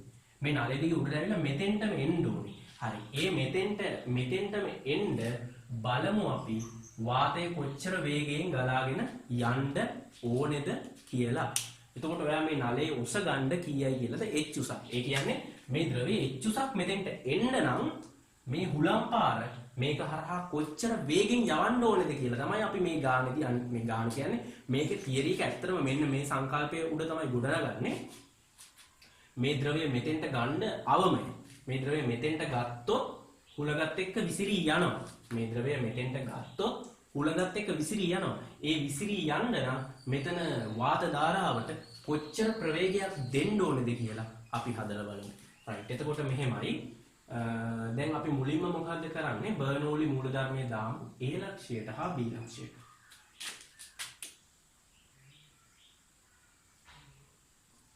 Aට හා Bට බර්නෝලි යෙදීම. රයිට්. ඔන්න බලන්න. මම ලියනවා පීඩනය P1 ධන භාගයක් rho V1 වර්ගය ධන rho g H1 සමානයි P2 ධන භාගයක් rho V2 වර්ගය ධන rho g H2. දැන් බලන්න එකම මට්ටම නේද ළමයි? මෙතනයි එකම අනාකූල රේඛාවේ ලක්ෂ දෙකක් කිසි ගැටලුවක් නැහැ. එකම අනාකූල රේඛාවේ පිහිටි ලක්ෂ දෙකක්. ඒ වගේම එකම මට්ටම. හරි. එහෙනම් මොකද වෙන්නේ? විභව ශක්ති පද දෙක මොනවා කරන්න පුළුවන්ද? විභව ශක්ති පද දෙක කපලා දාන්න පුළුවන්. ඇයි ඒ විභව ශක්ති වෙනසක් එන්නේ නැහැනේ ළමයි. එකම උසනේ තියෙන්නේ. මෙතනයි මෙතනයි එකම තිරස් මට්ටම. පොළොවේ ඉඳන් තියෙන උසවල් දෙක තැන් දෙකටම මොනවා වෙනවද? සමානයි. එහෙනම් විභව ශක්තිය කියන පදේ මොනවා වෙලා යනවද? කැපිලා යනවා. අපි ගොඩක් ගණන් වල එහෙම කරන්නේ. right. ඊට පස්සේ ඊටු ටික ලියන්න ආපහු. p1 ධන භාගයක් rho v1 වර්ගය සමානයි p2 ධන භාගයක් rho v2 වර්ගය. දැන් බලන්න p1 මෙතන පීඩනය එතන පීඩනය වායුගෝලීය පීඩනයමයි. එහෙනම් p0 පාවිච්චි කරමු. p0 එතන පීඩනය වායුගෝලීය පීඩනයම නේද? p1 කියලා ගත්තේ මෙතන මේ ලක්ෂ්‍යය තමයි. එහෙනම් මෙතන වේගයේ බිඳුව වුණොත් ඇත්තනේ වාතයේ ඈත තැනක වායුගෝලයේ ඈත තැනක වේගයේ බිඳුව තමයි. මෙතන වේගයේ බිඳුව වෙච්ච ගමන් මේ පදෙන් ඇති වැඩක් නෑ නේද? ඇයි මේ ප්‍රවේගය v1 බිඳුව දාපු ගමන් ගුණ කිරීමනේ තියෙන්නේ. ඔක්කොම ගුණ වෙලා යද්දි බිඳුව මොන සංඛ්‍යාවෙන් ගුණ වුණත් වටිනාකම බිඳුවයි. එහෙනම් මේ ප්‍රකාශය අයින් වෙලා යනවා. එතකොට අපිට ඉතුරු වෙන්නේ මෙන්න මේ වගේනේ. හරි. මෙතන පීඩනය p2 එතන පීඩනය p2 p1 නෙමෙයි p2 එතන පීඩනය p2. එතකොට ඒක අපි p2 විදිහටම තියන්න ඕන. දැන් අපි දන්නවා භාගයක් rho v2 වර්ගය. හරි. ඔන්න බලන්න පීඩන වෙනස මට එනවනේ. අනිවාර්යෙන් ඔයා දන්නවා. මෙතන පීඩනය වැඩි මෙතන පීඩනයට වඩා. එහෙනම් p0 ඍණ p2 සමානයි භාගයක් rho v2 වර්ගය. ඔහොම අපිට ආවනේ. ඔන්න දැන් අපිට පීඩන වෙනස ලස්සනට ප්‍රකාශනය ඇවිල්ලා තියෙනවා. හරි. ඔක කොහොම පැත්තකින් තියලා මම යනවා තරල ස්ථිති විද්‍යාව දිහාවට ගිහිල්ලා වෙන concept එකක් දාලා වෙන සමීකරණයක් ගන්න හදන්න. හරි. බලමු මොකක්ද දාන concept. දැන් ඔයා දන්නවා මේ ද්‍රවය මෙතනින් විසිරෙන්න නම් අවමය හදන්නේ. මේ ගානේ අවමය හදන්නේ. මේ ද්‍රවය අවම වේගය මේ ද්‍රවය මෙතනින් විසිරෙන්න නම් මේ ද්‍රවය අනිවාර්යෙන් මේ බටේ දිගේ මෙතෙන්ට යනකම් යන්න ඕනේ. එහෙම ගියොත් තමයි එන හුලම් පාරත් එක්ක ද්‍රව බිඳුති විසිරීලා යන්නේ. එහෙනම් ද්‍රවය මෙතෙන්ට යා යුතුයි කියලා ඔයා පිළිගන්නවනේ. හරි. එහෙනම් ද්‍රවය මේ උඩම ලක්ෂයට යා යුතුයි. එහෙනම් උඩම ලක්ෂයට ද්‍රවය යන්න ඕනේ නම් දැන් බලන්න මම කරන දේ. ඔයා බැලුවේ නැත්තම් ද්‍රව පීඩනය කියන කොටස ද්‍රව පීඩනයේදී අපි u නලවල බැලන්ස් කිරීම කරා. ඊට පස්සේ අපි දන්නවා ද්‍රව පීඩනයේදී එකම ද්‍රවයේ එකම ද්‍රවයේ එකම තිරස් මට්ටමේ පීඩන සමානයි. එකම ද්‍රවයේ එකම තිරස් මට්ටමේ පීඩන සමානයි. හැබැයි ද්‍රවය අනිවාර්යෙන් කොහොමද එන්න ඕනේද? නිශ්චල වෙන්න ඕනේ. නිශ්චල සමජාතීය ද්‍රවයක එකම තිරස් මට්ටමේ පීඩන සමානයි කියලා සංකල්පයක් අපි කතා කරා තරල ස්ථිති විද්‍යාව කියන කොටසේදී. එතකොට මේ බලන්න මෙන්න මෙතන දැන් මේක හිතන්න මේ නිශ්චලයි. මේ ද්‍රවය මෙතන උඩට ගියා නිශ්චලයි. ඔක්කොම නිශ්චලයි. දැන් මෙන්න මෙතන එකම ද්‍රවය එකම තිරස් මට්ටමනේ. හරි. මම මේ ලක්ෂය ගන්නවා C ලක්ෂය කියලා. මම මේ ලක්ෂය ගන්නවා මෙන්න මෙතන ලක්ෂය. මේක C ලක්ෂය මගේ මේක තමයි මගේ මේ නලය ඇතුලේ මෙන්න මෙතන මෙතන D ලක්ෂය. හරි. දැන් ඔයාලට තේරෙන්න ඕනේ එහෙනම් PC සමාන වෙන්න ඕනේ PDට. PC සමාන වෙන්න ඕනේ PDට. PC සමාන වෙන්න ඕන PDට. හරි. එතකොට බලන්න PC ඇයි මේක ලියුවේ කියලා මෙතන ලියන්න ඕනේ. මට ඉඩමදි. මෙතන ලියවෙන්න ඕනේ එකම ද්‍රවයේ මම මෙහෙම ලියන්න ඕන එක කියන්න. එකම ද්‍රවයේ එකම තිරස් මට්ටමේ පීඩන සමාන නිසා. එකම ද්‍රවයේ එකම තිරස් මට්ටමේ පීඩන සමාන නිශ්චල සමජාතීය ද්‍රවයක එකම ද්‍රවයේ එකම තිරස් මට්ටමේ පීඩන සමාන නිසා තමයි මම PC සමානයි මෙතන පීඩනය කියලා ලියලා තියෙන්නේ. PC සමානයි PD. එහෙනම් මෙතන පීඩනයයි මෙතන පීඩනයයි. හරි. ඊට පස්සේ බලන්න මම PC ලියනවා. මෙතන පීඩනය වාට තේරෙනවා ඉහළින් තියෙන දැන් මේක ඇතුලේ තියෙන වායුගෝලීය පීඩනයනේ. මේ දකුණු කරලා තියෙන ඇතුලේ P0 නේ. හරි. එහෙනම් PC ට බයනතු P0 කියලා ලියන්න පුළුවන්.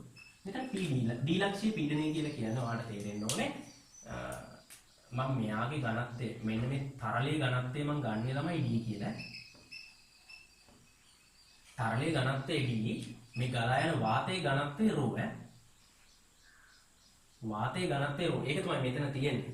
හරිද? මේ වාතයටනේ අපි දැම්මේ මෙතන බර්නූලි. වාතයට දාලා මම මේ රෝ කියලා ලියලා තියෙන්නේ මොකක්ද එතකොට මේ තියෙන්නේ වාතයේ ඝනත්වය. වාතයේ ඝනත්වය. මෙතන V2 කියන්නේ මොකද්ද? මෙතන වාතය ගලාගෙන යන වේගය. හරි. දැන් මෙතන ආදේශය දාගන්න ඕනේ. මෙන්න මේ D ලක්ෂයේ පීඩනය නේ. මෙන්න මේ D ලක්ෂයේ පීඩනය. හරි. D ලක්ෂයේ පීඩනය කියන්නේ මෙන්න මේ ද්‍රව කඳේ පීඩනයේ ධන මෙතන පීඩනය. පිළිගන්නවද අය? දැන් මෙතන ද්‍රවයක් තියෙනවනේ උඩින් ළම මේ D ලක්ෂයේ උඩින් ද්‍රව කඳක් තියෙනවනේ. අන්න ඒ පීඩනයේ ධන මෙතන ඉහළ පීඩනය. ඔය දෙකේ එකතුව නේද D ලක්ෂයට දැනෙන්නේ. මේ කඳේ පීඩනයේ ධන මේ ලක්ෂයේ පීඩනය. ඔන්න ඔය දෙකේ පීඩන දෙකේ එකතුව නේද මේ D ලක්ෂයට දැනෙන්නේ. එහෙනම් කොහොමද වෙන්න ඕනේ? එහෙනම් වෙන්න ඕනේ H අපි දන්නවා ද්‍රව පීඩනය හොයන්නේ කොහමද? H rho g නේ. H rho g. හැබැයි මෙතන අපි ධනත්වයේ D අකුර ගත්තා. මම මේ ද්‍රවයේ ඝනත්වයේ D කියලා එකක් තියෙනවා. H dg ධන H rho g වෙනුවට ඝනත්වයට මෙතන මොකද මෙතන ඝනත්වයේ rho තියෙන හින්දා ඒ තියෙන වාතයනේ. මෙතනත් rho දැම්මොත් එහෙම මේක පැටලෙනවනේ. ඒක නිසා තමයි D අකුර පාවිච්චි කරේ මේ තරලයේ ඝනත්වය. මේක ද්‍රවයේ ඝනත්වයට. එහෙනම් H dg ධන මෙතන පීඩනය අපි ගත්ත අකුර අපි දන්නවා. මෙතන වාතයේ මෙතන මේ ගලාගෙන යන වාතයේ පීඩනය අපි අරන් තියෙන්නේ කීයද? P2 කියලා. ගලාගෙන යන වාතයේ වේගය අපි අරගෙන තියෙන්නේ P2 කියලා. දැන් මොකද කරන්නේ? මේක මෙහෙට ගන්න. ඔන්න බලන්න ලස්සන ප්‍රකාශනයක් එනවා. P0 ඍණ P2 සමානයි H rho g. H dg. P0 ඍණ P2 සමානයි H dg කියලා අපිට තව සමීකරණයක් එනවා. හරි. දැන් බලන්න මේක තමයි මගේ බර්නූලි දාලා වාතයට බර්නූලි දාලා ගත්ත පළවෙනි සමීකරණය.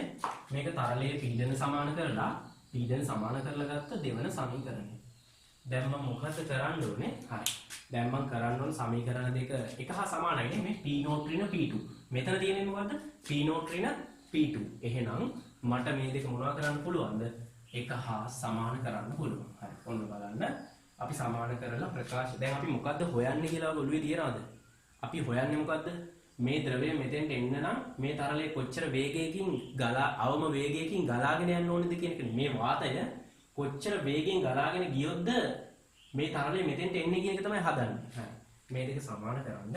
එතකොට දෙක සමාන කරමු එකට. හරි. මෙතන එනවා එක සමාන කරන්න දෙකට. මෙතන තියෙනවා අපිට භාගයක් rho v2 වර්ගය සමානයි. මෙතන අපිට තියෙනවා මොකද්ද? HdG. HdG. හරි.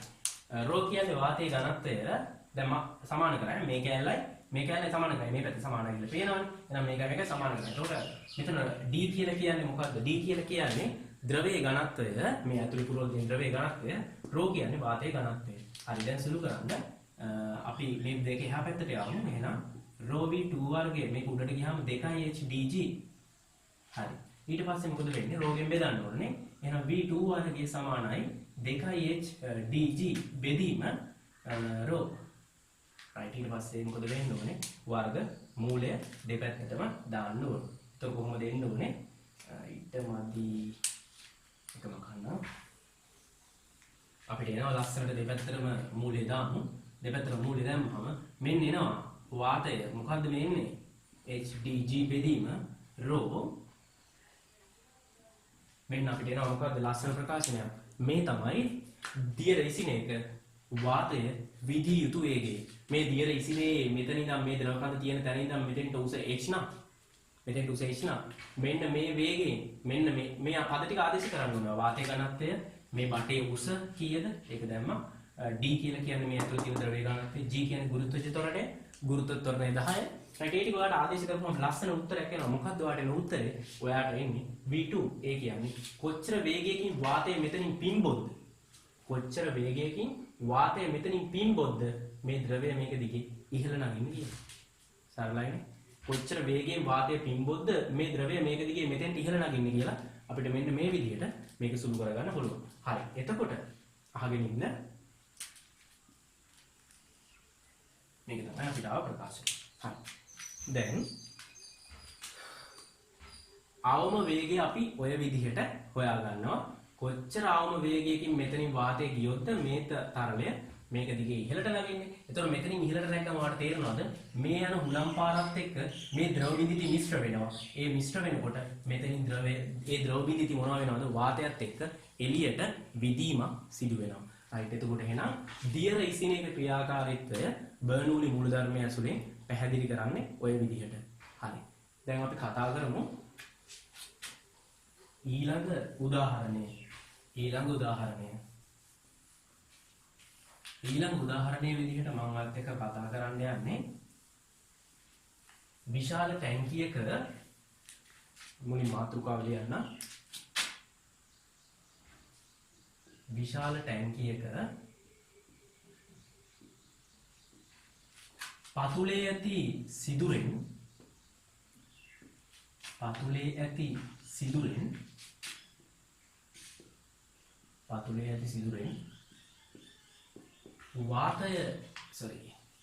විශාල ටැංකියක පතුලේ ඇති සිදුරෙන් ද්‍රවය පිටතට විදින වේගය සඳහා ප්‍රකාශනයක් ලබා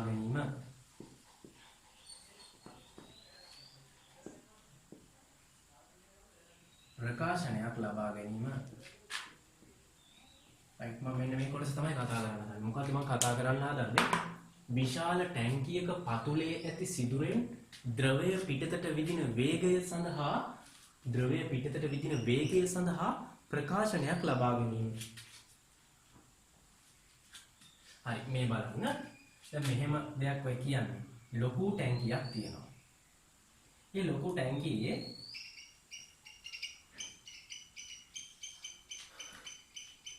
මේ විදිහට වතුර පිරලා තියෙනවා. හරි? ජලය පිරලා තියෙනවා මේ විදිහට. මේ ටැංකිය මෙන්න මේ හරිය අපි හිතමු සිදුරක් තියෙනවා. මේ විදිහට. මෙන්න මේ සිදුරෙන් ජලය පිටතට විදිනවා. ඔය විදිහට. මෙන්න මේ ජලය පිටතට විදින වේගය තමයි හොයන්න ඕන. මේ ජලය පිටතට විදින වේගය සඳහා ප්‍රකාශනයක් තමයි ගන්න ඕන. එතකොට බලමු කොහොමද ඔක හදන්නේ කියලා. හරි. එතකොට මම මෙහෙමයි කරන්නේ. මම කල්පිතමය හැබැයි හොඳ එක පොඩි පොයින්ට් එකක් තියෙනවා. ඒ පොයින්ට් එක හරි වැදගත්.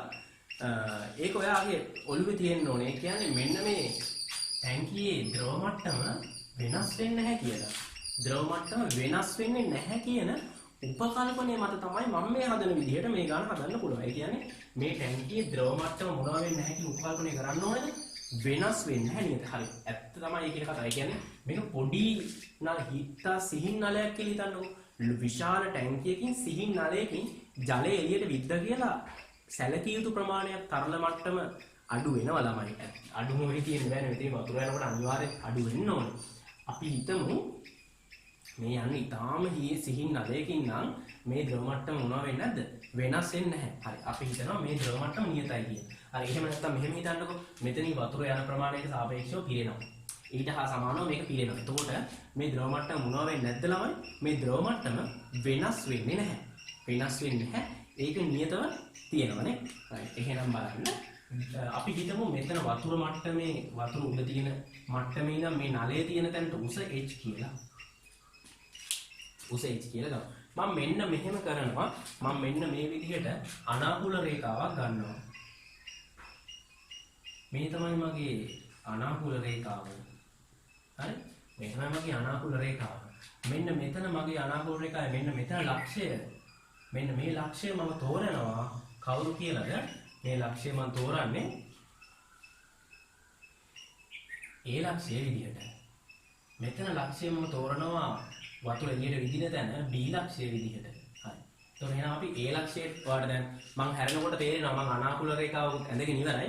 මේ තමයි මගේ අනාකූල රේඛාව. මෙහෙම අනාකූල රේඛාව තමයි මම මේ දාන්න යන්නේ. ඒතකොට ඔයාලා දන්නවා දැන් මම A ලක්ෂය B ලක්ෂය ලඟුන කරගත්තා කියන්නේ මම ඊළඟට වේග ලියනවා ඊළඟට පීඩන ලියනවා කියලා ඔයාලා දන්නවනේ. දැන් අපි මෙච්චර වෙලා එකින් එක ඩිස්කස් කරානේ කොහොමද දාන්නේ කොහොමද කරන්නේ මේ ටික කතා කරගෙන ගියානේ. රයිට්. එහෙනම් මම මෙතන පීඩනය ලියන්නම්. හරි බය වෙන්නේ නැති. මේ එළිය නේද?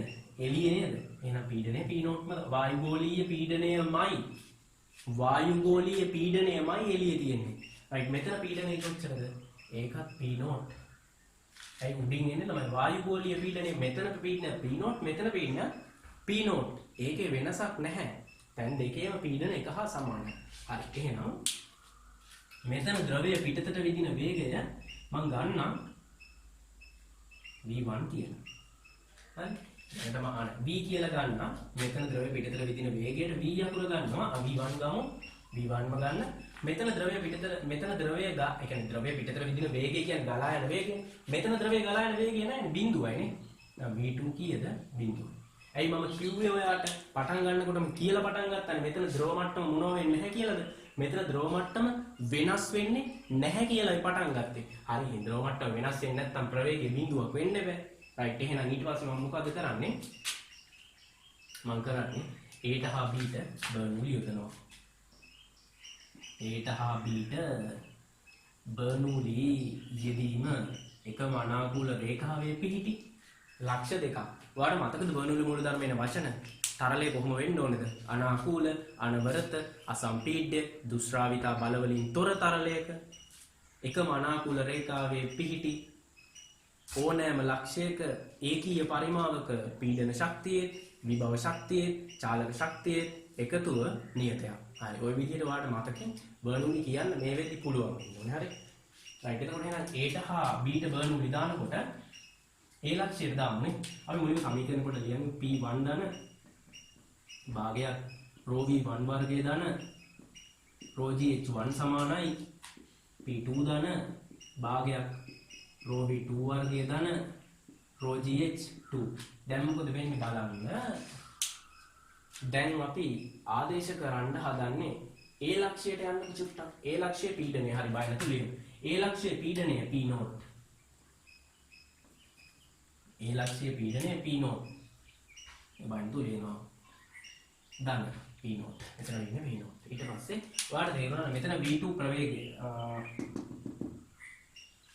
මම වේග දෙකේ අකුරු පොඩ්ඩක් මාරු කරන්නම්. මෙතෙන්ට මම v1 ගන්න නැත්නම් මෙතන අපේ ආදේශය පැටලෙන නිසා මේ v1 බිඳුවයි මෙතන v වේගය v2. හරි. ඒක පොඩ්ඩක් හදාගන්න. මෙතන වේගය v1 මෙතන වේගය v2. හරි. දැන් බලන්න මෙතන ඒ ලක්ෂය නිසා මම මෙහෙම ගත්තේ. ඒ ලක්ෂය පීඩනය p0 වේගය මම දාලා තියෙන්නේ v1 කියලා. හරි. එහෙනම් v1 බිඳුවට මේ පදේ මොකද වෙන්නේ ළමයි? මේ පදේම කැපිලා යනවා. ඒක වැඩක් වෙන්නේ නැහැ. ඒක හැමම අයින් කරලා දාන්න. හරි. දැන් විභව ශක්ති වෙනසක් කිසිම ගානක මෙච්චරලා හදපු කිසිම ගානක විභව ශක්තිය සම්බන්ධ කරගත්තේ නැහැ. හැබැයි මේ ගානේ අපි සලකන ලක්ෂ දෙක බල A ලක්ෂය උඩ B ලක්ෂය පල්ලෙහා අනිවාර්යෙන් මොකක් තියනවද ළමයි? විභව ශක්ති වෙනසක් තියෙනවා. හරි. මම ගන්නවා විභව ශක්ති ශූන්‍ය මට්ටම විදිහට මේ වටේ තියෙන ලයින් එක තමයි ගන්නෙ. මෙන්න මේක තමයි මගේ මොකද්ද? ඒක නම් කරන්න ඕනේ. විභව ශක්ති ශූන්‍ය මට්ටම. විභව ශක්ති ශූන්‍ය මට්ටම. ඒ කියන්නේ එතන තමයි පොළව, මගේ පොළව මෙතන. එතනදී විභව ශක්තිය කීයක් වෙනවද?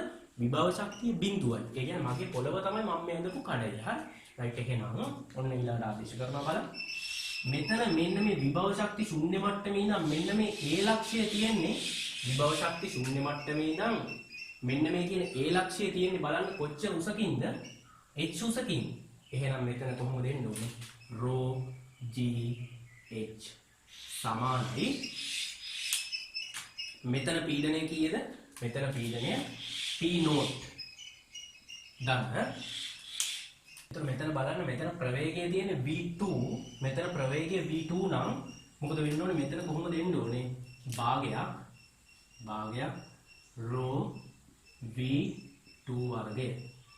රයිට්. එතකොට මෙතන විභව ශක්ති ශූන්‍ය මට්ටමේම පිහිටි තැනක් නේ. විභව ශක්ති ශූන්‍ය මට්ටමේම පිහිටි තැනක් නම් මෙතන මොකද වෙන්නේ? විභව ශක්තිය බිඳුවයි. විභව ශක්තිය බිඳුවයි මේ පදේ කැපිලා යනවා. දැන් බලන්න මොකද වෙන්නේ කියලා. මෙතන p0 මෙතන p0 තියෙනවා. ඒ පද දෙක එක හා සමානයි. සුළු වෙලා යනවා. ඊට පස්සේ බලන්න මෙතන රෝට දැන් ඊට පස්සේ අපිට ඉතුරු වෙන ටික මම මෙතන ලියන්න නැත්නම් අපහැදිලි වෙයි. හරි. rho g h ඉතුරුයි. rho g h ඉතුරුයි. මේ පැත්තේ ඉතුරු වෙනවා අපිට මොකද්ද? භාගයක් rho v2 වර්ගය කියලා. දැන් මොකද වෙන්නේ බලන්න. rho ට rho දෙපැත්තෙම සුළු වෙලා යනවා. රෝටරෝ දෙපැත්තෙම කැපිලා යනවා. ඊට පස්සේ මේ දෙක මෙතෙන්ට ගන්නකො. දැන් අපි මෙතන වේග තරලේ විදින වේගයනේ හොයන්නේ. එහෙනම් 2gh මේ දෙක මෙතෙන්ට ආවම සමානයි v2 වර්ගය. v2 වර්ගය. දැන් මොකද වෙන්නේ? මම කැත් පොඩ්ඩක් මාරු කරලා ලියන්නම්. v2 වර්ගය සමානයි 2gh දෙපැත්තටම මූලය දාන්න. එතකොට තරලයේ පිටතට විදින වේගයට ප්‍රකාශනයක් වෙනවා කොහොමද? 2gh කියලා. තරලයේ පිටතට විදින වේගයට ප්‍රකාශනයක් වෙනවා අපිට. මූල 2gh මූල 2gh right. එතකොට එනවා මෙන්න මේක අපි දන්නවනේ. හැබැයි හොඳට මතක තියාගන්න මේ සමීකරණය දාලා මෙතන වේගය හොයන්න සරලව මොනවද ඕනේ? 2g කියන්නේ 10යි h කියන්නේ මෙතන ඉඳන් මෙතෙන්ට තියෙන ද්‍රව කඳේ ඒ නලයේ තියෙන තැන ඉඳන් ඉහළ ද්‍රව මට්ටමට තියෙන උස. නලයේ තියෙන තැන ඉඳන් ඉහළ ද්‍රව මට්ටමට තියෙන උස.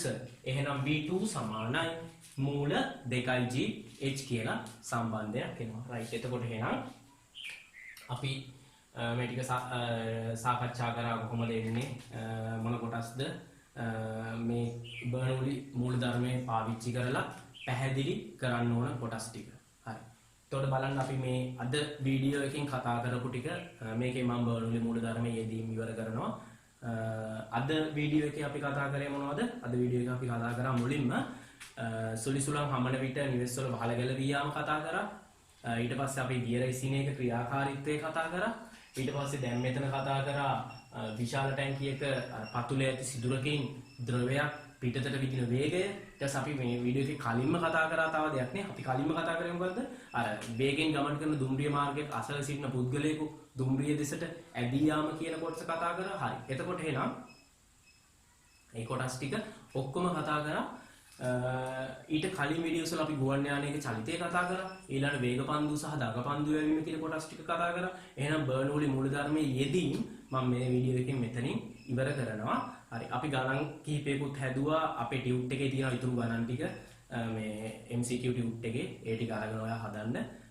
හදලා මේ පාඩම හොඳටම පුළුවන් කරගන්න. මේකේ අනිවාර්යෙන් මේකෙන් ගානක් ඇහුවොත් රචනා ප්‍රශ්නයක් ආවොත් තියරි පැහැදිලි කරන්න එනවා. කොහොමද වෙන්නේ මේක පැහැදිලි කරන්න ඔයාලට හොඳ අවබෝධයක් තියෙන්න ඕනේ. ඒ අවශ්‍ය කරුණු ටික අපි ඔක්කොම පැහැදිලි කරා. right. එහෙනම් මේක හොඳට ස්ටඩි කරන්න දිගටම කරගෙන යන්න. තව A level 2020 A level විභාගයේ નિયમિત දිනට පැවැත්වුණොත් තව ඊටම කෙටි කාලයක් තියෙන්නේ.